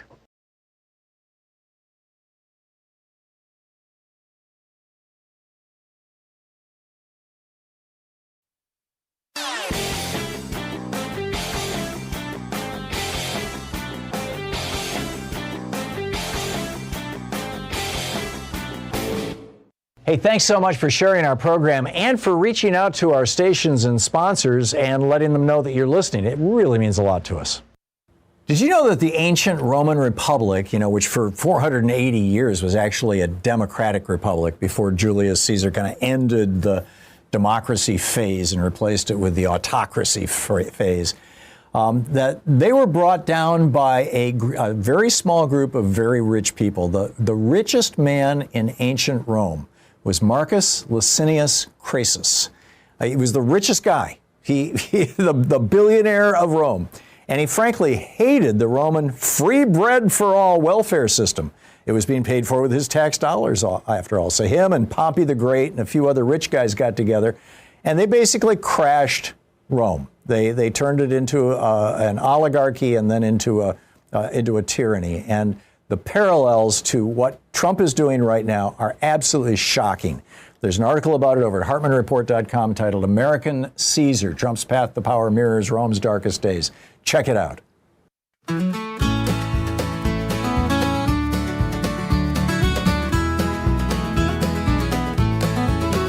There's a man with a crown made of spray-on gold, throwing tantrums in tweets, acting 5 years old. He bought the news, then broke bank, cashed a check from CBS, killed the late night. They took Colbert off the air and put a monitor in the chair. Truth became bias, facts turned to sin. 'Cause you're not supposed to laugh at the king. You're not supposed to laugh at the king, even when he does the most ridiculous things. He's got the power, the bribes, the sting, and he's terrified of a cartoon swing. If you joke, if you mock, if you dare to sing, they'll shut you down for laughing at the king. 36 minutes past the hour. Welcome back. Picking up your calls here. Mike in Fresno, California. Hey, Mike, what's up? Hi, Tom. I'm calling about the filibuster, but before I get to that, I just want to say the greatest generation had to die before the Republicans gained real power. Second thing is... you mean because the greatest generation would have fought them because they actually knew what Nazis were? No, because they went through the Great Depression, and they remember which party let them suffer for 10 years. Yep, you're right. Yep. And then on voting fraud, I know that's not my subject, but George W. Bush ordered all 50 attorney generals to look into this, and all they came back with was a handful of people that were voting twice. Right. And they were mostly Republicans. That's right. And there was like 6 of them. Yeah, I remember. But and then Trump tried to do the same thing. You know, he brought Chris Kobach in when he was president last time. He brought Chris Kobach into, you know, who created this whole giant database of people to kick off the voting rolls, brought him into the White House, gave him a huge budget, said, go out and find the voting fraud so we can prove to the American public. Kobach couldn't do it. He went back to Kansas. Yeah, nothing seems to work as well as just lying. That's right. For the GOP. Yeah, absolutely. Sadly. Okay. Yeah. So the filibuster. Yeah. I was in high school when they changed the rules, but it used to be you had to declare the filibuster, you had to stand up and do all that stuff. Yeah, the old Jimmy Stewart in filibusters. Congress had to stop. Yep. And they hated the person, whoever did it, and they never had more than 2 filibusters in any given year between the Great Depression and 1972. Yep. I wrote an article 3 years ago for HartmannReport.com and talked about it on this program, and it was based on a statement Bernie Sanders had made. Bernie was on this program, and he said it's time to bring back the Jimmy Stewart filibuster. And in other words, if you want a filibuster, that's fine, but you've got to stand there and talk. And you know, until you're done, you know, it's Congress is held up. But this idea that any one senator can just say, I object, I declare a filibuster, and then go to lunch is like nuts. Yeah. So and I say either kill it altogether or turn it into the talking filibuster. But John Thune isn't going to do it. He's afraid. See, here's the thing, and because Trump had a breakfast meeting with the Senate Republicans this morning, and this came up in the meeting. And Trump, pounded on them. He said, you got to end the filibuster. And Thune is like, no way, we're not going to do it. And the reason why Thune doesn't want to end the filibuster is because if he does end the filibuster, then he will have the ability to actually pass some of the crazy-ass legislation that comes out of the Republicans in the House, that comes out of the Cokehead Caucus, the so-called Freedom Caucus. They will be proposing, balanced budget amendments and ending to welfare, and let's completely privatize Medicare, and and it'll pass. And then America will really be in trouble, and Donald Trump will really be Herbert Hoover, and we'll have the next 40 years be controlled by the Democrats. And John Thune doesn't want to see that happen. Yes, but what I loved about the old filibuster was you had to stand up and be identified, and then from that moment on, you were the most hated person in Congress. Yeah, generally speaking, yeah. And most people's knowledge of the filibuster is from that old Jimmy Stewart movie, although I'm guessing most people who've seen that movie are now dead. But yeah, it's worth, what was it, Mr. Smith Goes to Washington? I think that was the name of the movie. Yep. Yeah, there you go. Mike, thanks for the call. Spot on. John in Westchester, New York. Hey, John, what's on your mind today? Hey, Tom, thanks for taking my call. Oh, sure. The Zoran Mandani in New York City, I think that was a mandate against Trump, and the 18 to 29-year-olds really showed up for that. You betcha. And that's just a foresight of what's going to happen. Now, Trump's already saying that, that he said this morning, I forget what he said, but why is the Democratic Party not rallying around him and try to grab this 18 to 29-year-old vote? They seem to be strong and they seem to be animate about it. And this is something that they could rally around. They make a Mandandi mandate, Yep. I think they are, and I think they will. And I think when Donald Trump goes after New York City, and he's pretty much proclaimed that that's what he's going to do next, I think you're going to see some real interesting pushback.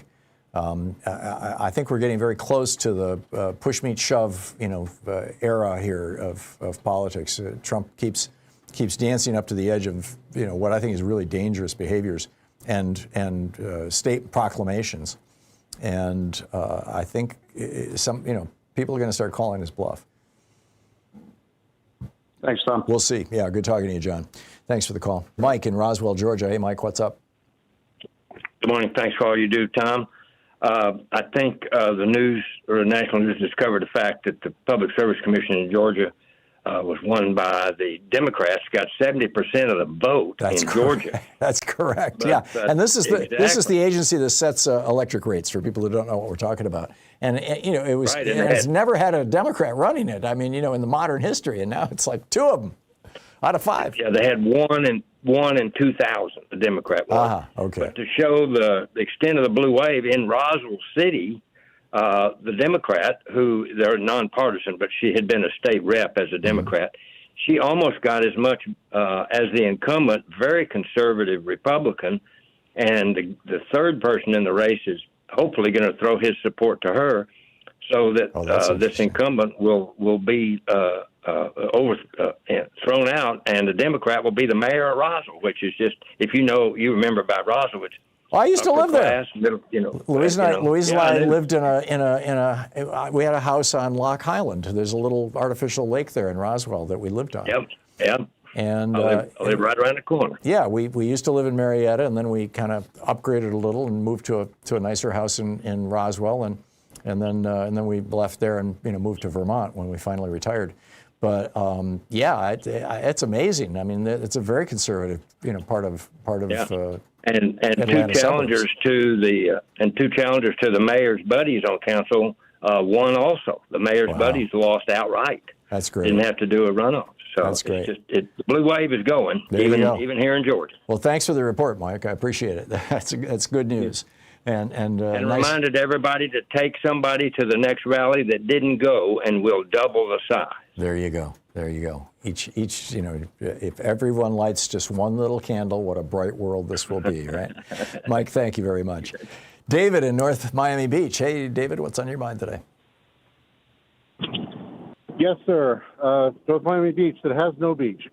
Yeah. But, so I understand. In nearby Miami, the city, they tried to have the little tenant war where the son, Francis Suarez, it looked like he might hand off to his father, Javier Suarez.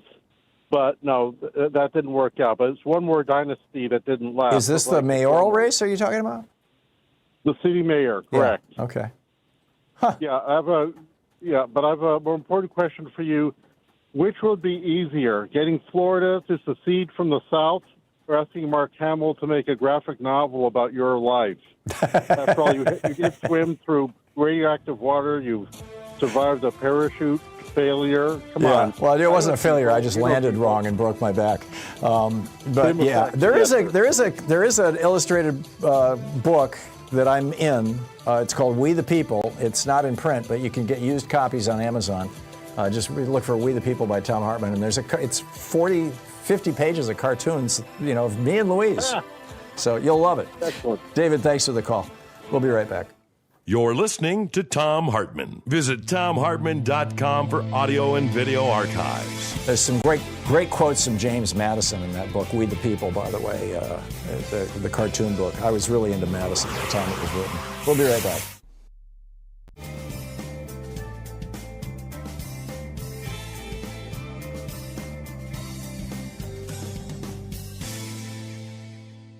And welcome back. Ed in Chicago. Hey, Ed, what's on your mind today?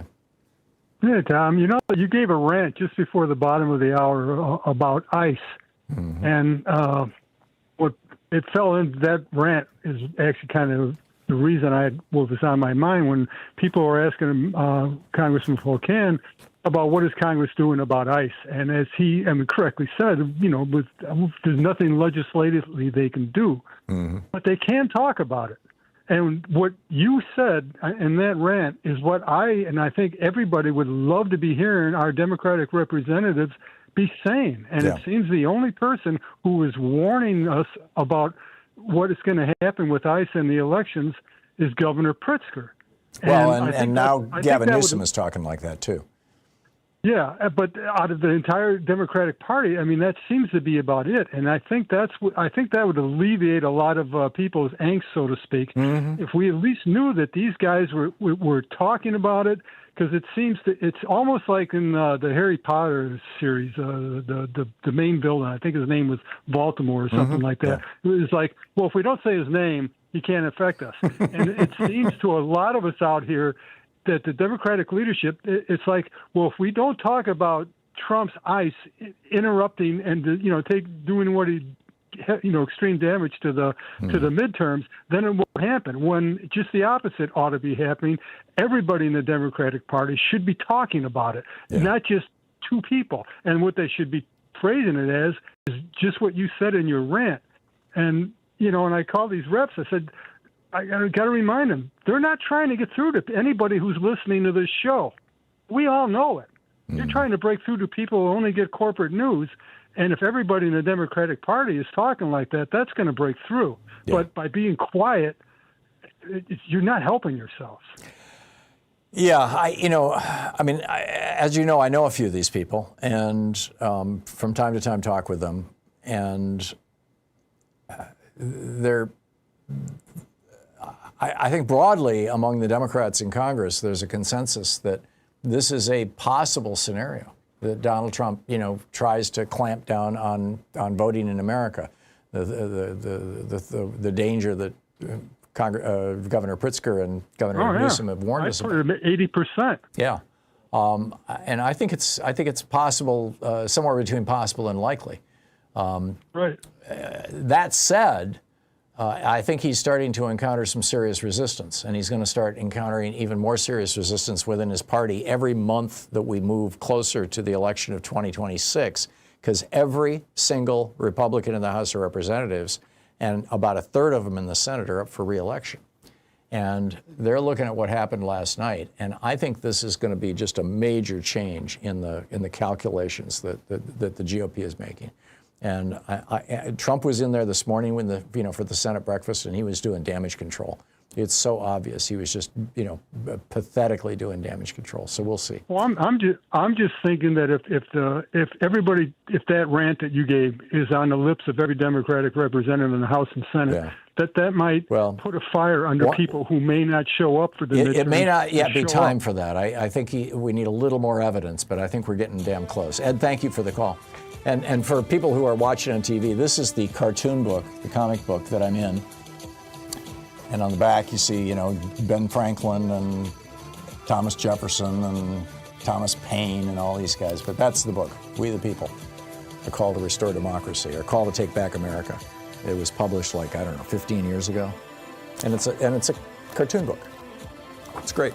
We'll be right back.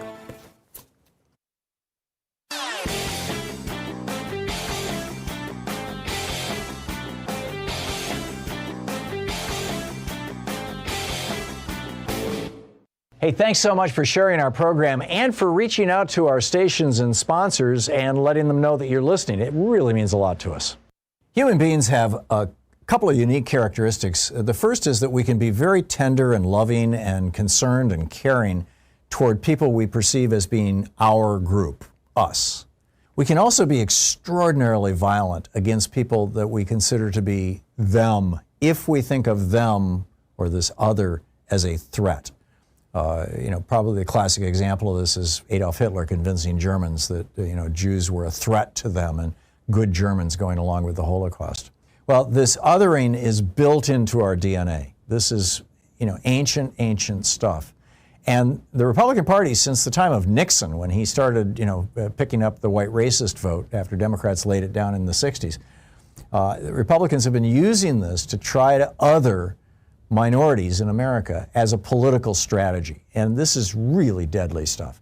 There's a whole op-ed about it over at HartmannReport.com. Is othering human nature's deadliest instinct? Check it out. Welcome back. 9 minutes before the hour, 10 minutes before the hour, actually. And, by the way, there was an article in the Oregonian yesterday. I shared it with my family, actually. And I think I put it on Blue Sky. But it was an article about how here in Portland, the Mexican restaurants are all experiencing a crisis. And the crisis is that many of their regular patrons, the people who go eat there, are afraid to come out of their houses. And, excuse me, I just sneezed. Some of them because they're not U.S. citizens, but many of them just because, ICE is running around just grabbing people with these Kavanaugh stops, because Brett Kavanaugh said you can now arrest people based on the color of their skin before you know if they've committed a crime, which completely contradicts the Constitution. And so anyhow, I'm just tossing this out here. I'm guessing that this is not just happening in Portland. And so, the next time I ask Louise if she wants to go out to lunch together or out to dinner together, I'm going to suggest we go to a Mexican restaurant. We've got a couple of favorites here in town.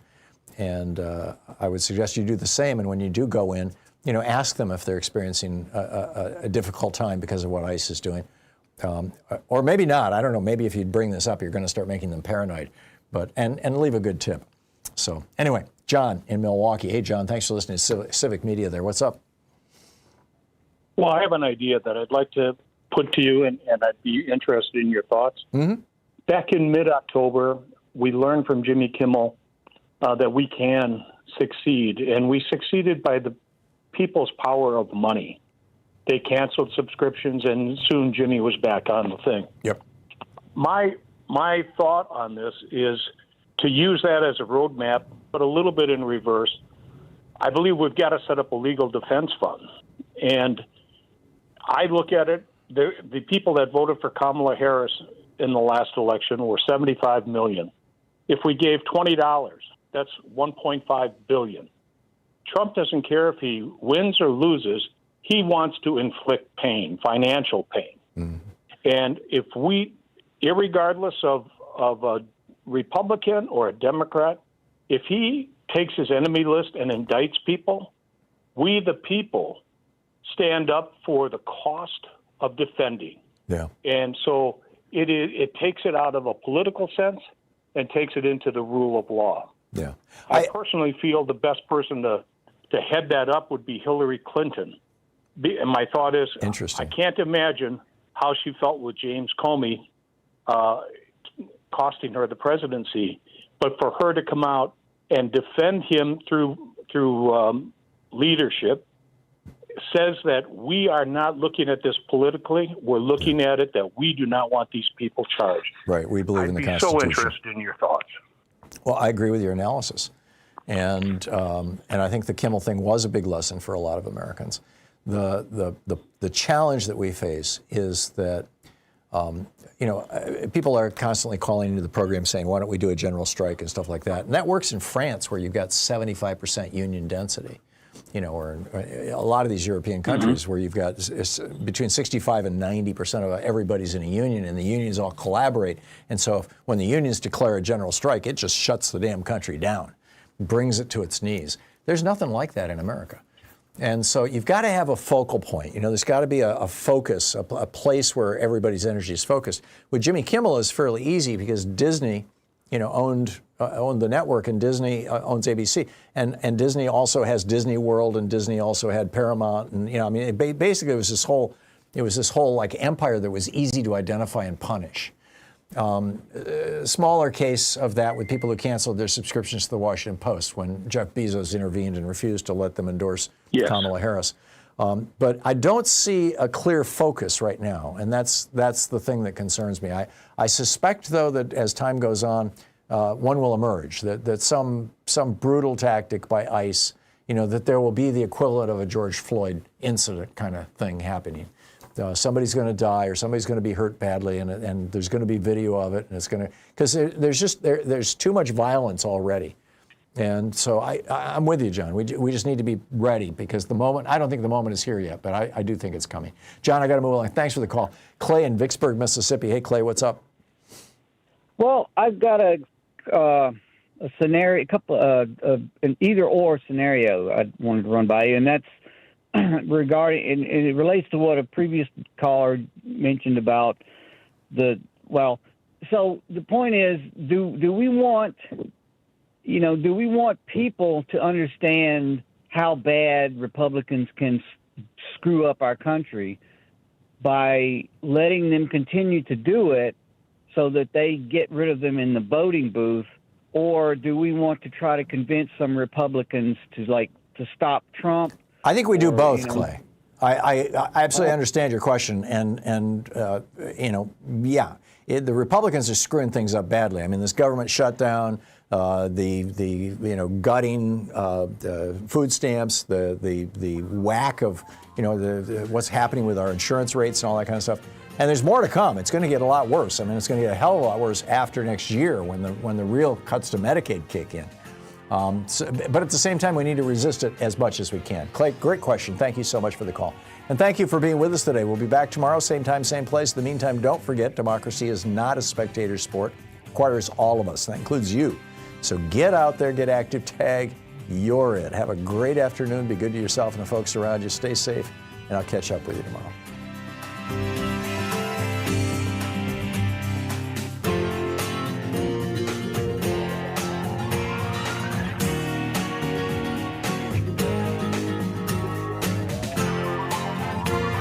You've been listening to Thom Hartmann. For audio and video archives, visit thomhartmann.com.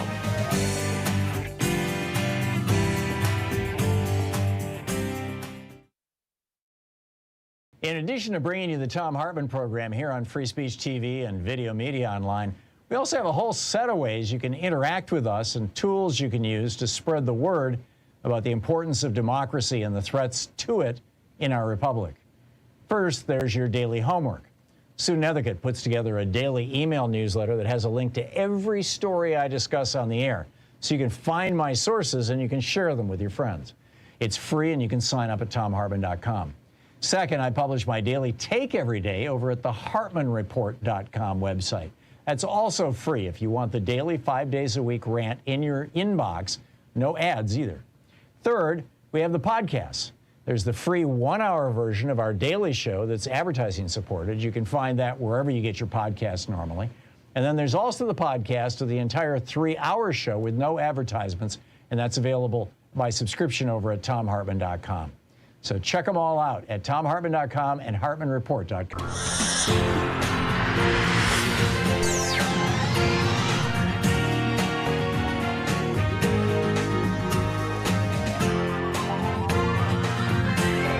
We say fight back!